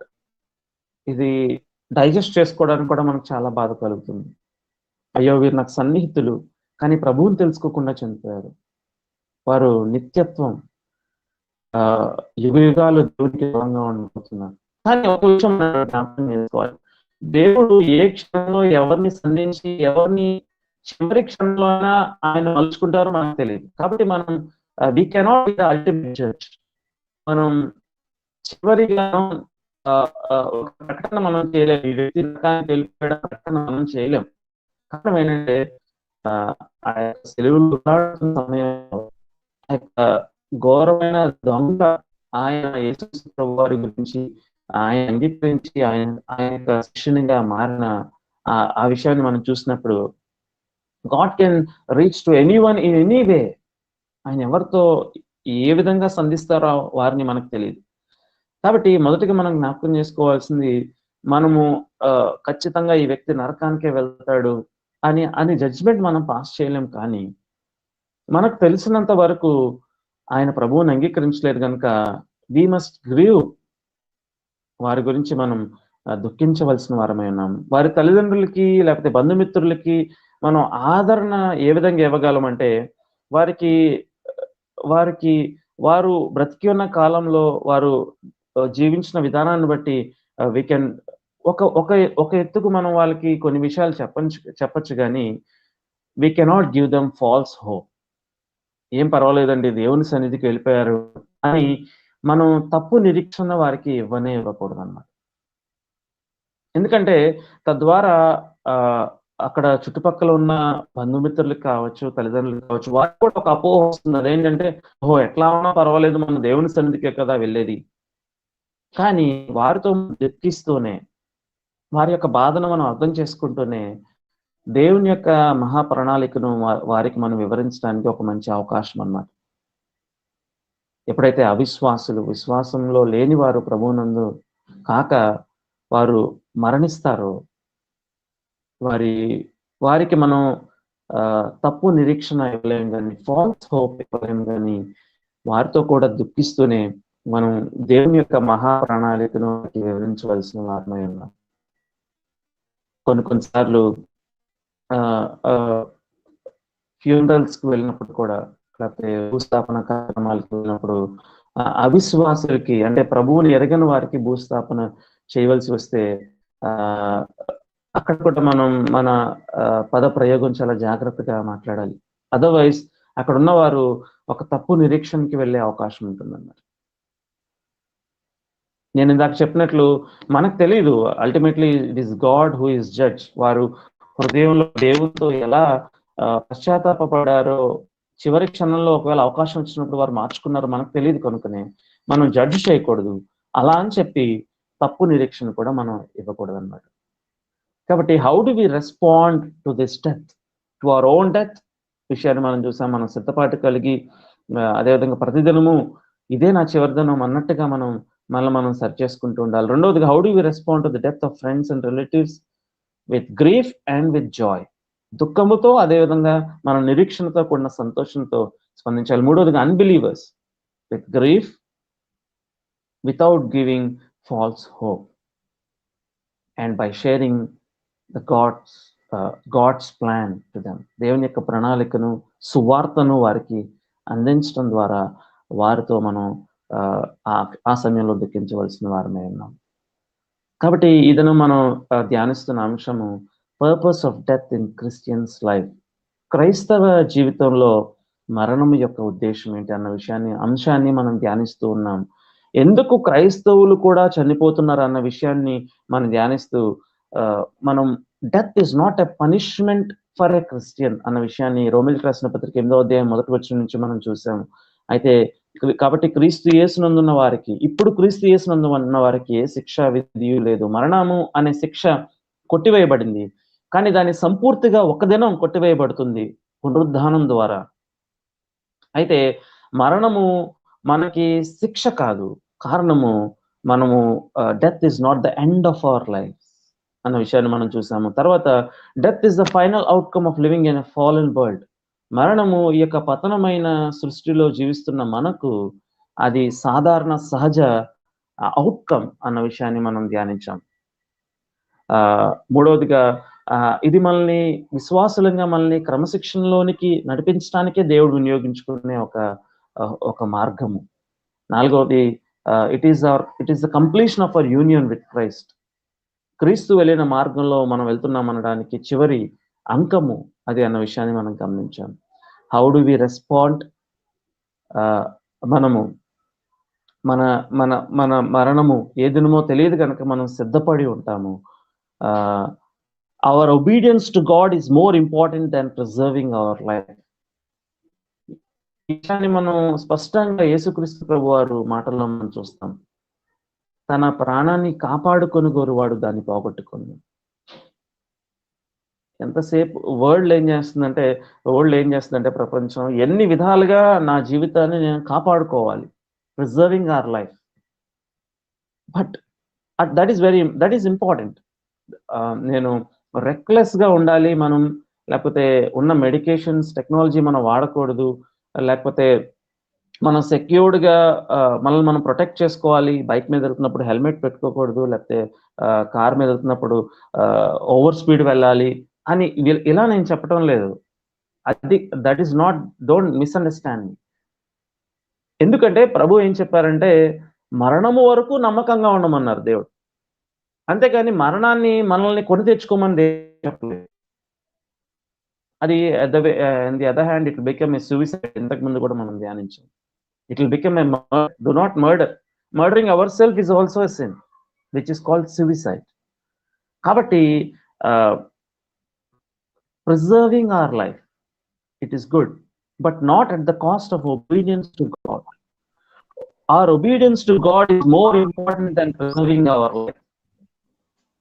దేవునికి విధేయత చూపించడం, మనల్ని మనం కాపాడుకోవడం కంటే, ఇహలోకంలో మనల్ని మనం కాపాడుకోవడం కంటే ప్రాముఖ్యమైనది.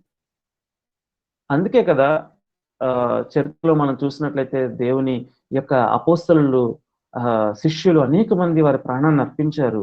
వారి జీవితం విలువైందిగా వారు ఈ విషయంలో భావించలేదు. దేవుని కంటే విధేయత చూపించడం కంటే ఎక్కువగా వారి జీవితాన్ని కాపాడుకోవడానికి వారు ప్రయత్నించినారు. దేవునికి విధేయత చూపించడానికి అవసరమైతే వారి ప్రాణాలని, క్రీస్తు వలె వారు కూడా తమ ప్రాణాలని అర్పించారన్నమాట. అందుకే వారు హతసాక్షులు అయిపోయారు అనేక మంది.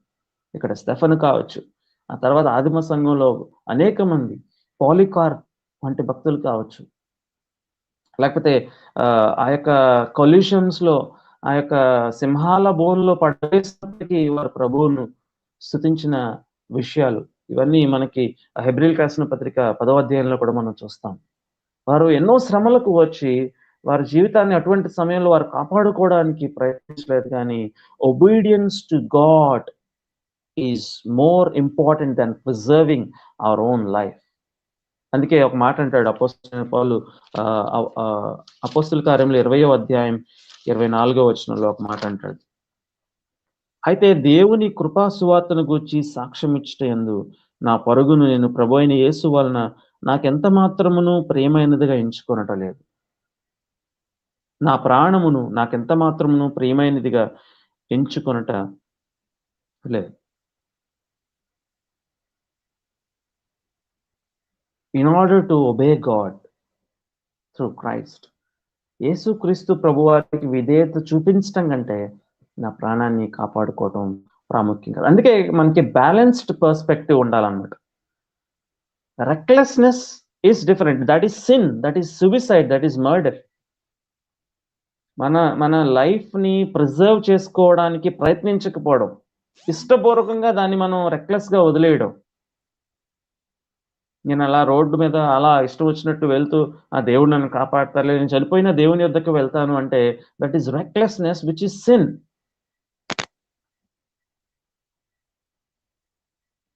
కానీ దేవునికి విధేయత చూపించాల్సిన విషయాల్లో కూడా మనల్ని మనం ప్రిజర్వ్ చేసుకోవడమే ప్రాముఖ్యం అనుకుంటే అది it will not be the right perspective. ఎందుకంటే Christian life is by definition sacrifice. మనకు మాదిరి క్రీస్తు ప్రభువారే.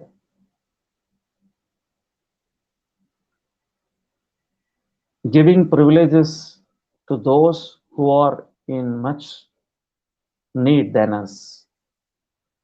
మనకంటే అవసరత ఎక్కువ ఉన్న వారికి ప్రాధాన్యత ఇవ్వడం, లేకపోతే మన అవసరం ఉన్న వారికి వారిని కాపాడటం కోసం ఈవెన్ రిస్కింగ్ అవర్ లైఫ్స్.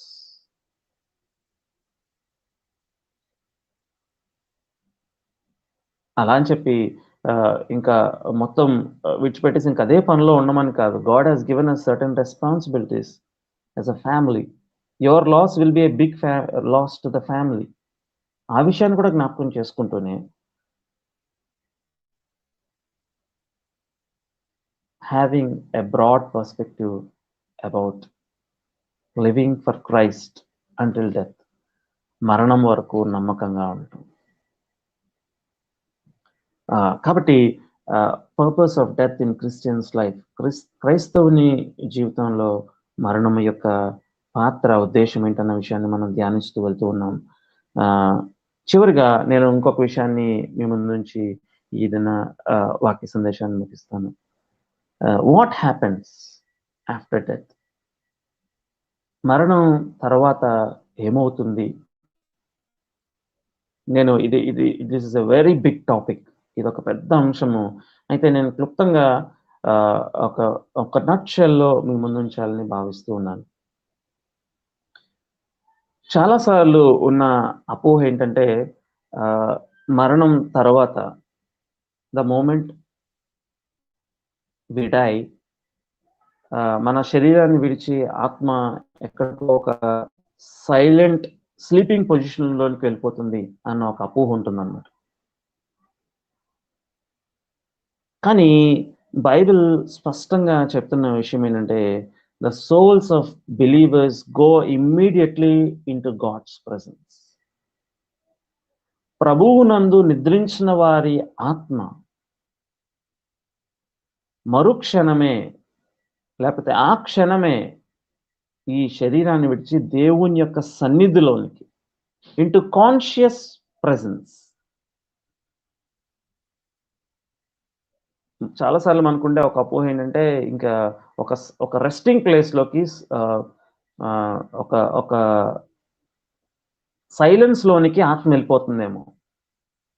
కానీ ఇదను మన నిరీక్షణకు మనం ఎందుకు నిశ్చింతగా మరణ భయం లేకుండా ఉండాలి అన్న విషయాన్ని నేను చెప్తూ ఉన్నానంటే, చాలా వాక్యాలని మనం పరిశీలించి చూస్తే మనకు అర్థమయ్యే విషయం ఏంటంటే, believers soul will go into the direct presence of God immediately after his death.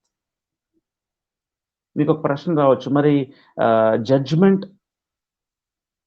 న్యాయ తీర్పు, నువ్వు ఈ లోకంలో ఉన్నప్పుడు ప్రభువుని అంగీకరించిన విధానాన్ని బట్టి the moment you die your judgment is done. నువ్వు పరలోకానికి వెళ్ళాలా, నిత్య నరకానికి వెళ్ళాలన్నది ఇట్స్ ఆల్రెడీ డన్. మరి ఫైనల్ ఆ యొక్క ప్రొఫార్మా సెట్ ఆఫ్ అవి డెసిషన్స్ దేనికంటే, it is a formality and also it is to give you rewards. ప్రభువునందు నిద్రించిన వారికి ప్రభు కోసం వారు జీవించిన విధానాన్ని బట్టి వారికి ఫలాలను ఇవ్వడానికి, ప్రతిఫలం ఇవ్వడానికి మాత్రమే కానీ వారిని కండెమ్ చేయడానికి కాదు. అయితే judgment for unbelievers is for their condemnation. వారి యొక్క నాశనముకై, నిత్య నరకాగ్నికి అప్పగించడానికి దేవుడు వారిని మాత్రం ప్రశ్నించి, వారు ఎందుకు ప్రభువుని అంగీకరించలేదో వారిని ప్రశ్నించి వారిని కూడా నిత్య నరకాగ్నికే పంపిస్తారు. వాక్య భాగం చూద్దాం. కొరింథీ 2వ పత్రిక 5వ అధ్యాయం 8వ వచనం.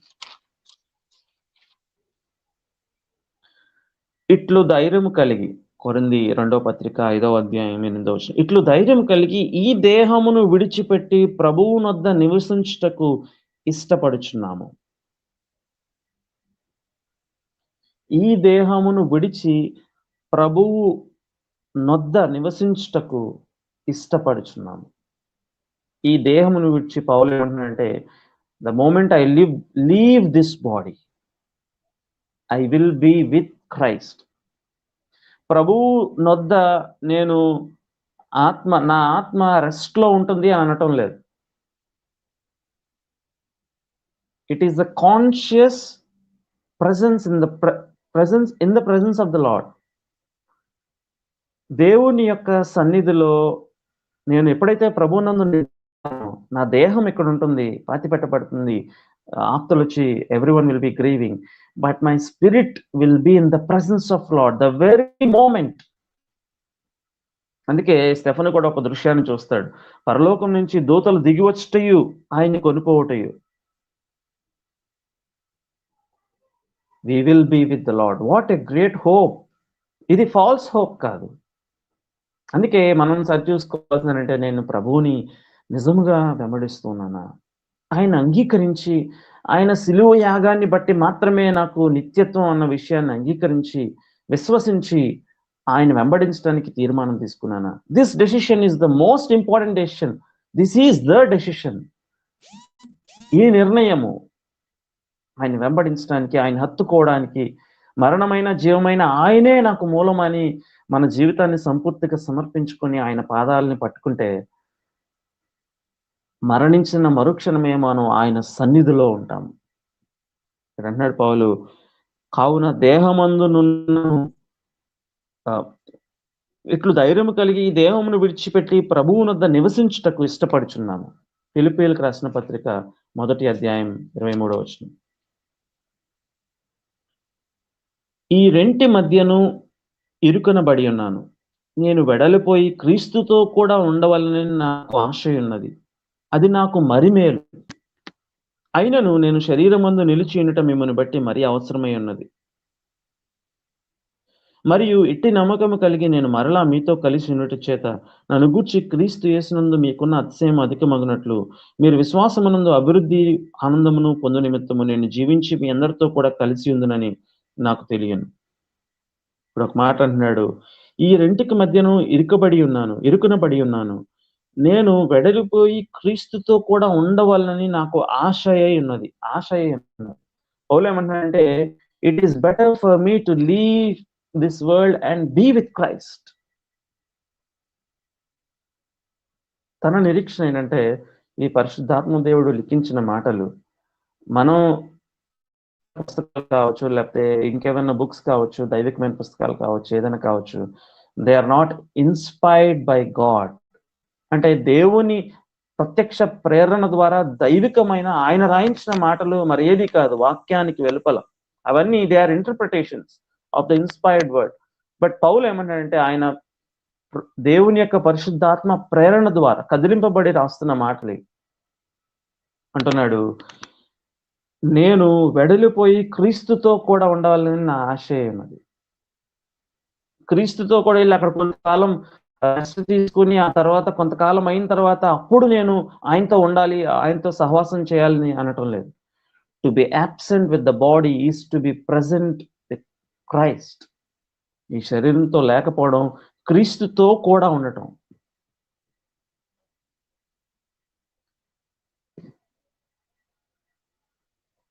లూకాసు వార్త 23వ అధ్యాయం 43వ వచనంలో ఆ సిలువ మీద వేలాడుతున్న సమయంలో దొంగతో ప్రభు అంటారు, నేడు నీవు నాతో కూడా పరదేశులో ఉందువని నిశ్చయముగా నీతో చెప్పుచున్నాను.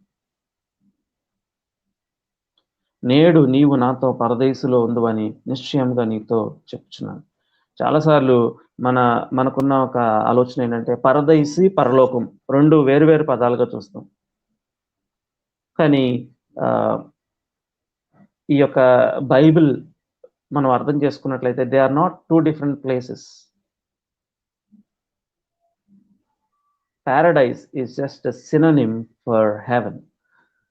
అయితే పరలోకం అనేది it is talking about an eschatological complete world. అంటే పరలోకం అనేది ఫైనల్ గా దేవుని యొక్క సంపూర్తి అయిన ప్లాన్ కంప్లీట్ అయినప్పుడు ఆయన ఇచ్చిన పదం పరలోకం అయితే, the present residence where God is paradise.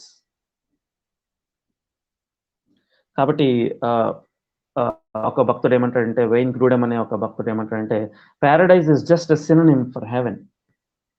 పరదైసు అనేది అది పరలోకానికి ఒక మరొక పదమే. ఒక మాట అన్నాడు, నేడు నీవు నాతో కూడా పరదైసులో ఉందని నిశ్చయముగా నీతో చెప్తున్నా. ఆయనతో కూడా ఉంటాడు అని నిశ్చయత ప్రభు ఇస్తూ ఉన్నారనమాట.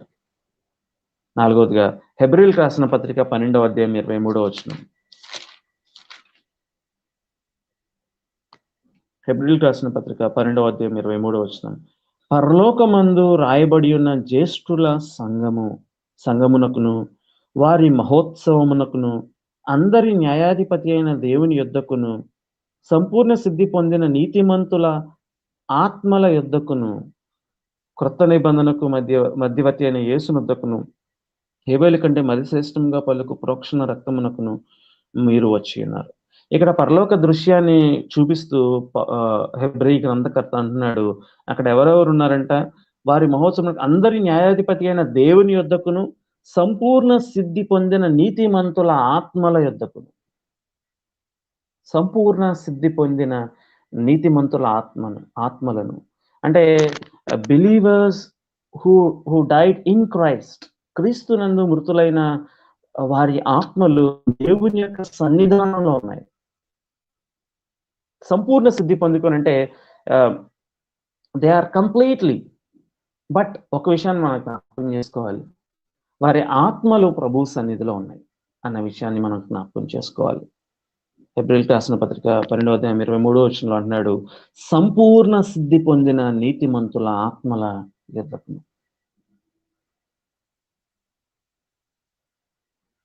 ప్రభువునందు నిద్రించిన వారి ఆత్మ దేవుని సన్నిధానంలో వారు ఉంటారు. అయితే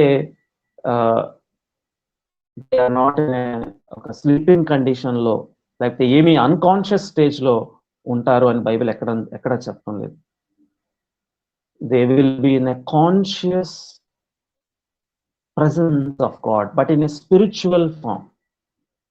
వారి యొక్క ఆత్మ ప్రభు సన్నిధికి చేరుకుని ఆయనతో స్పిరిచువల్ ఫామ్లో అక్కడ ఉండటం మనం వాక్యం స్పష్టంగా మనకు తెలియజేస్తుంది. అందుకే మనం ఇంత గతించిన 2 దినాల క్రితం కూడా మనం ధ్యానించాం. చనిపోయిన ఒక వ్యక్తి రక్షణ గురించి మనం ప్రార్థించడానికి వీలు లేదు. కారణం, once a person dice, his destiny is sealed.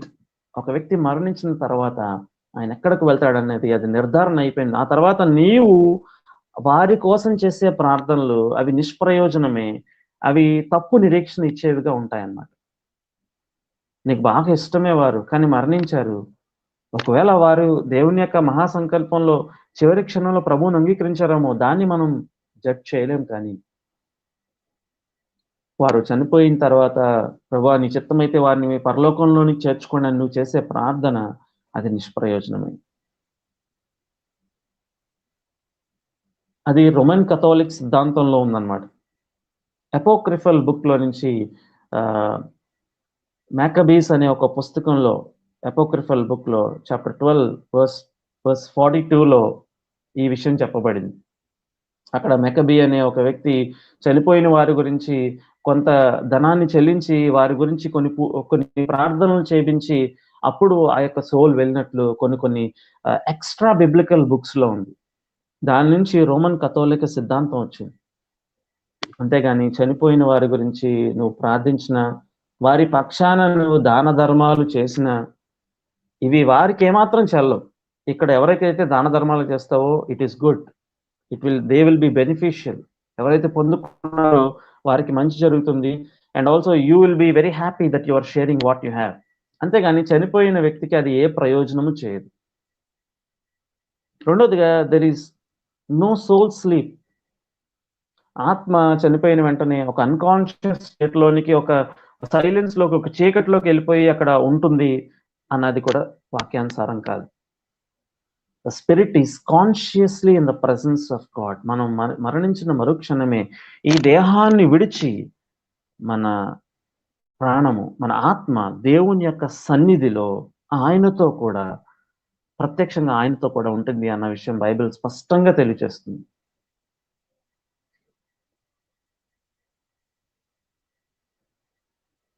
అయితే అక్కడతో that's not the end of the story. Final completion ఎప్పుడంటే ప్రభువు దినమందు, on the Lord's day, on the day of Lord's coming to the mid air, ప్రభువు కడబూర శబ్దంతో వచ్చే దినమున it is going to be a great miraculous sight. ఒక ఉన్నతమైన కార్యాన్ని దేవుడు దాచి ఉంచారు.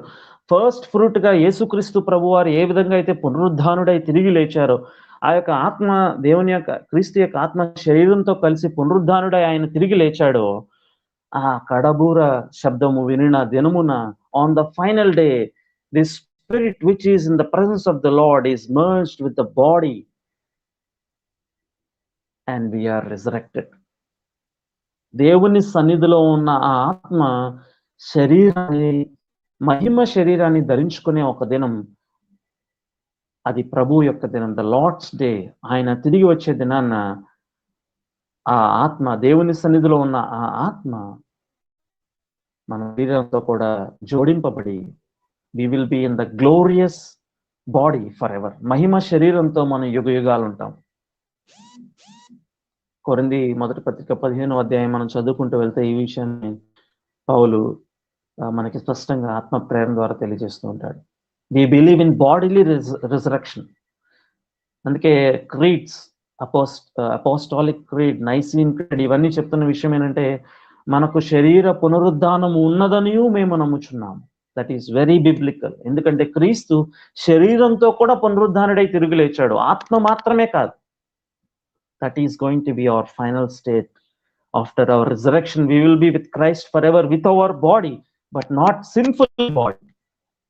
పాపభూయిష్టమైన ఈ శరీరంతో కాదు, కానీ మహిమ శరీరాన్ని ధరించుకున్న మనము ఏ విధంగా క్రీస్తు శరీరంతో కూడా ఆయన పునరుద్ధానుడై తిరిగి లేచాడో, ప్రభువు దినమందు ఆయన స్వరాన్ని ఆ యొక్క విన్నప్పుడు, ఆ కడబుర స్వరం విన్నప్పుడు ఆ ఆత్మ శరీరంతో కూడా కలిసి యుగ యుగాలు ఆయనతో మనం మహిమ శరీరంతో కూడా రాజ్యం వెళ్తాం. What a great hope we have.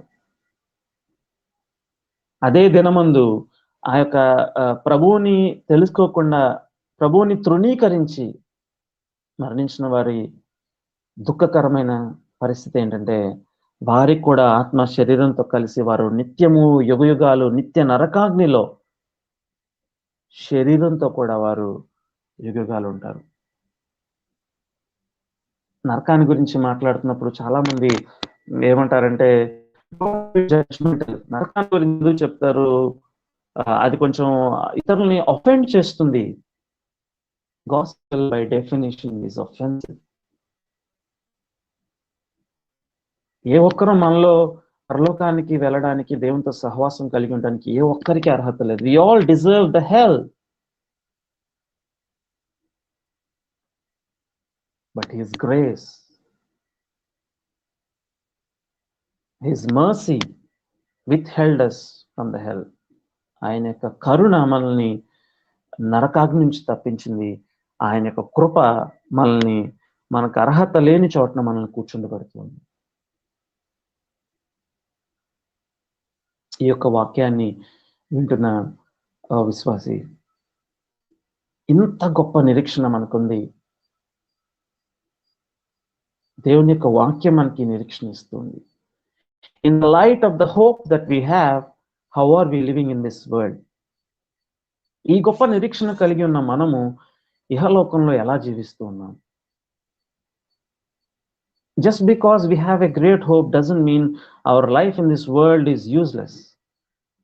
మనకి గొప్ప నిరీక్షణ ఉన్న కారణాన ఇహలోకంలో మన జీవితము అది నిష్ప్రయోజమైనదో, లేకపోతే అది సమయం వృధా ఏమాత్రం కాదు. ఇది దేవుడు మనకిచ్చిన ఒక ఉన్నతమైన సమయం. It is a preparatory time to be with the Lord for ever. This is a valuable life that God has given us.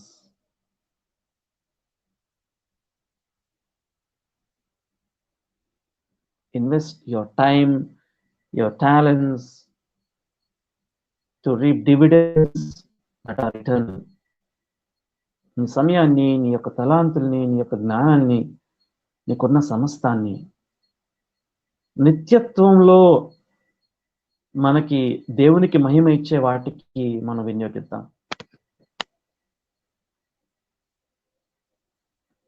Not for temporal blessings, తాత్కాలికమైన ఆశీర్వాదాల కోసం కాదు, కానీ నిత్యత్వంలో ఒక దినం మనం ప్రభువుని కలుసుకుని యుగయుగాలు ఆయనతో ఉండబోతున్న మనము లెట్స్ ఫోకస్ ఆన్ థింగ్స్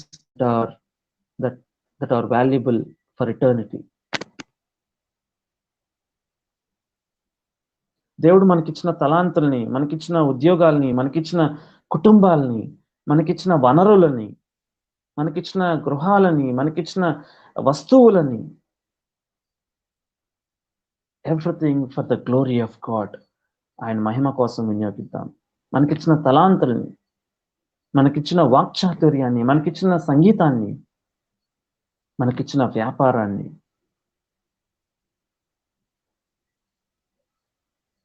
మన పేరు ప్రఖ్యాతల కోసమో, మన పేరు సంపాదించుకోవడం కోసమో, లేకపోతే మనం ఇంకా ఇంకా ఇంకా అభివృద్ధి చెందటానికి, భౌతికంగా అభివృద్ధి చెందటానికి కోసం కాదు, కానీ everything we do it for the glory of God. మీరు మాట చేతనే కానీ, క్రియ చేతనే కానీ ఏమి చేసినను తండ్రి అయిన దేవునికి యేసుక్రీస్తు ప్రభువారి నామంలో కృతజ్ఞతాస్తుతులు చెల్లించి చేయుడు.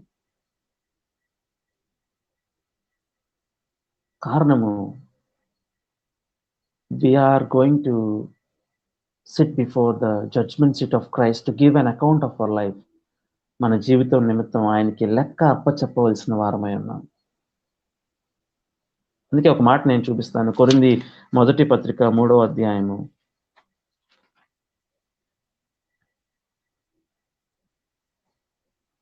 10వ వచనం.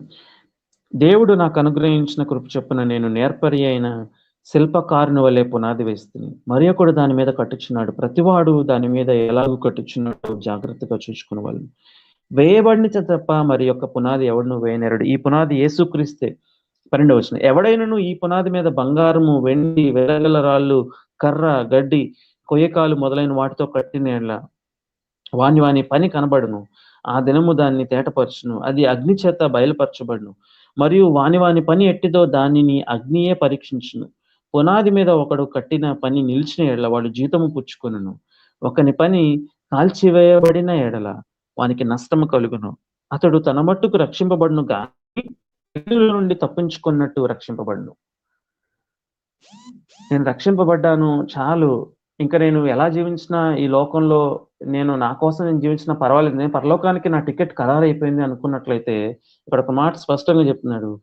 ఒకడు తన పని కాల్చివేయబడిన వానికి నష్టం కలుగును. అతడు తన మట్టుకు రక్షింపబడును గాని, అంటే ఆత్మరక్షణ అయితే కలుగుతుంది కానీ అగ్నిలో నుండి తప్పించుకున్నట్టు రక్షింపబడి, జస్ట్ అట్లా అగ్నిలో నుంచి ఇలా పడినట్టు ఉంటుంది కానీ అతడు నష్టపోవును అని స్పష్టంగా తెలియజేస్తున్నారు. అంటే విల్ బి గ్రీవింగ్, అయ్యో దేవుడు నాకు ఇచ్చిన ఈ జీవితాన్ని, ఈ 50, 60, 70, 80 years ని నేను వృధా చేసేసాను అని ఆ యొక్క రిగ్రెట్ మనకి నిత్యత్వంలో ఉండే అవకాశం ఉంటుంది అన్నమాట.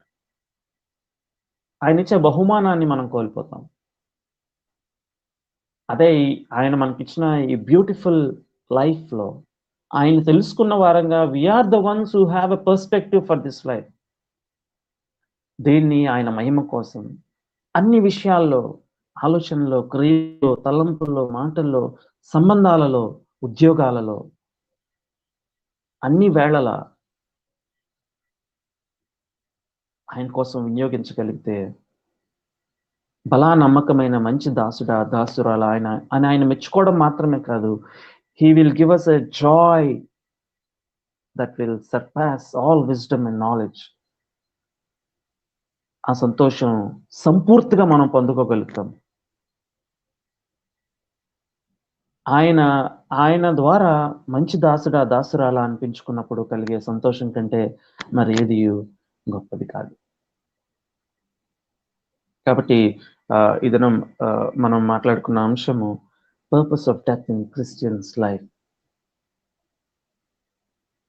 నిశ్చయంగా మనం మరణిస్తాము, ఆయన రాకడ ఆలస్యమైతే ఆయన తెలిసిన మనము ఎలా జీవిస్తాము అన్న విషయాన్ని మనం ధ్యానిస్తూ వచ్చాము. ఈ ఉదయకాలం హౌ ఈజ్ యువర్ లైఫ్? నీ జీవితం ఎలా ఉంది? బ్రదర్, నేను పర్ఫెక్ట్గా లేను, నేను చాలా విషయాల్లో పడిపోతూ ఉన్నాను. That is a good place to start your journey. నువ్వు సరిగా లేవు అన్న విషయాన్ని అర్థం చేసుకోవడమే ప్రథమ మెట్టు. నేనంతా బాగున్నాను అనుకోవడమే it is something is wrong. దేవుడు మెచ్చేది కూడా అదే. Lord, I'm struggling to walk in this Christian life. ఈ ఆత్మీయ ప్రయాణంలో నేను చాలా నేను ఇబ్బంది పడుతున్నాను ప్రభువా. దేవుడు అంటారు, my son, my daughter, don't worry, I'm with you. నువ్వు ప్రారంభించిన ఈ ప్రయాణాన్ని నేను కొనసాగిస్తాను. అట్లా కాకుండా పర్వాలేదు, నేను అంత పర్ఫెక్ట్గా ఉన్నాను, ఐఎమ్ ఫైన్ అనుకున్నట్లయితే సరిచేసుకునే అవకాశం ఉండదన్న. ఫలానా విషయంలో నేను ప్రతిదినం నాకు తెలుసు యేసయ్య కోసం నేను జీవించాలి, ఆయన నాకు నిత్యత్వం వాగ్దానం చేశారు, నేను మరణిస్తే ఆయనతో కూడా ఉంటాను, ఇవన్నీ నాకు తెలుసు. కానీ నేను సమయంలో ఫలానా విషయంలో పడిపోతూ ఉన్నాను. నీ శక్తి సరిపోదు, నీ సామర్థ్యం సరిపోదు. అందుకే మనకి క్రీస్తు కావాలి, అందుకే మనకి క్రీస్తు సిలువ మనకు శరణం. మన కొరకు సిలువ వేయబడి పాతిపెట్టబడి తిరిగి లేసిన యేసు క్రీస్తు ప్రభు వారి సిలువ రక్తమే మనకు ఆధారం. శోధకుడు మనల్ని నిందిస్తున్న సమయంలో, మన పాపం మనకు చూపించి మనల్ని భయపెడుతూ మనల్ని డిస్కరేజ్మెంట్కి, డిప్రెషన్కి గురి చేస్తున్న సమయంలో మనకు అడ్డుగా నిలిచేది మన ప్రభు అయిన యేసు క్రీస్తు ప్రభు వారి సిలువే. నీ శక్తి సామర్థ్యం, నా శక్తి సామర్థ్యం ఈ విశ్వాస జీవితంలో సరిపోదు. స్వాభావికంగా పాప భూయిష్టమైన శరీరంలో ఉన్న నేను పాపం వైపుకే టిల్ట్ అవుతూ ఉంటాను. అందుకే నాకు యేసుక్రీస్తు ప్రభు వారి శిలువ శక్తి అవసరం. అది మాత్రమే నన్ను ముందుకు నడిపించగలదు. అదే నా ఆశ్రయదుర్గము, మై రెఫ్యూజ్, నా కోట, నా ఆశ్రయదుర్గము. నేను ఏ విషయాల్లో అయితే విఫలం అయిపోయానో ఆ విషయంలో పర్ఫెక్ట్ గా నిలిచి పాపరహితుడిగా నిలిచిన నా యేసుక్రీస్తు ప్రభు వారే నాకు ఆధారం. నా మరణం వరకు కూడా ఆయన నేను ఆధారం చేసుకొని ఆయన వెంబడిస్తూ ఆయన పాదములు పట్టుకొని నేను ప్రయాణం చేస్తాను. ఆయన మాత్రమే నన్ను గమ్యానికి చేర్చగలరు. దేవుడి వాక్య భాగాన్ని దీవించుగాక. ప్రార్థన చేసుకున్నాం.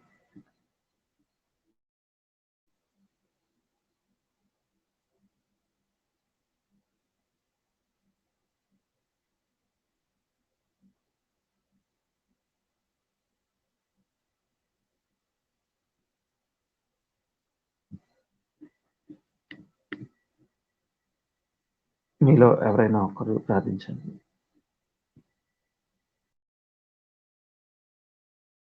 బాగా అనిపిస్తుంది.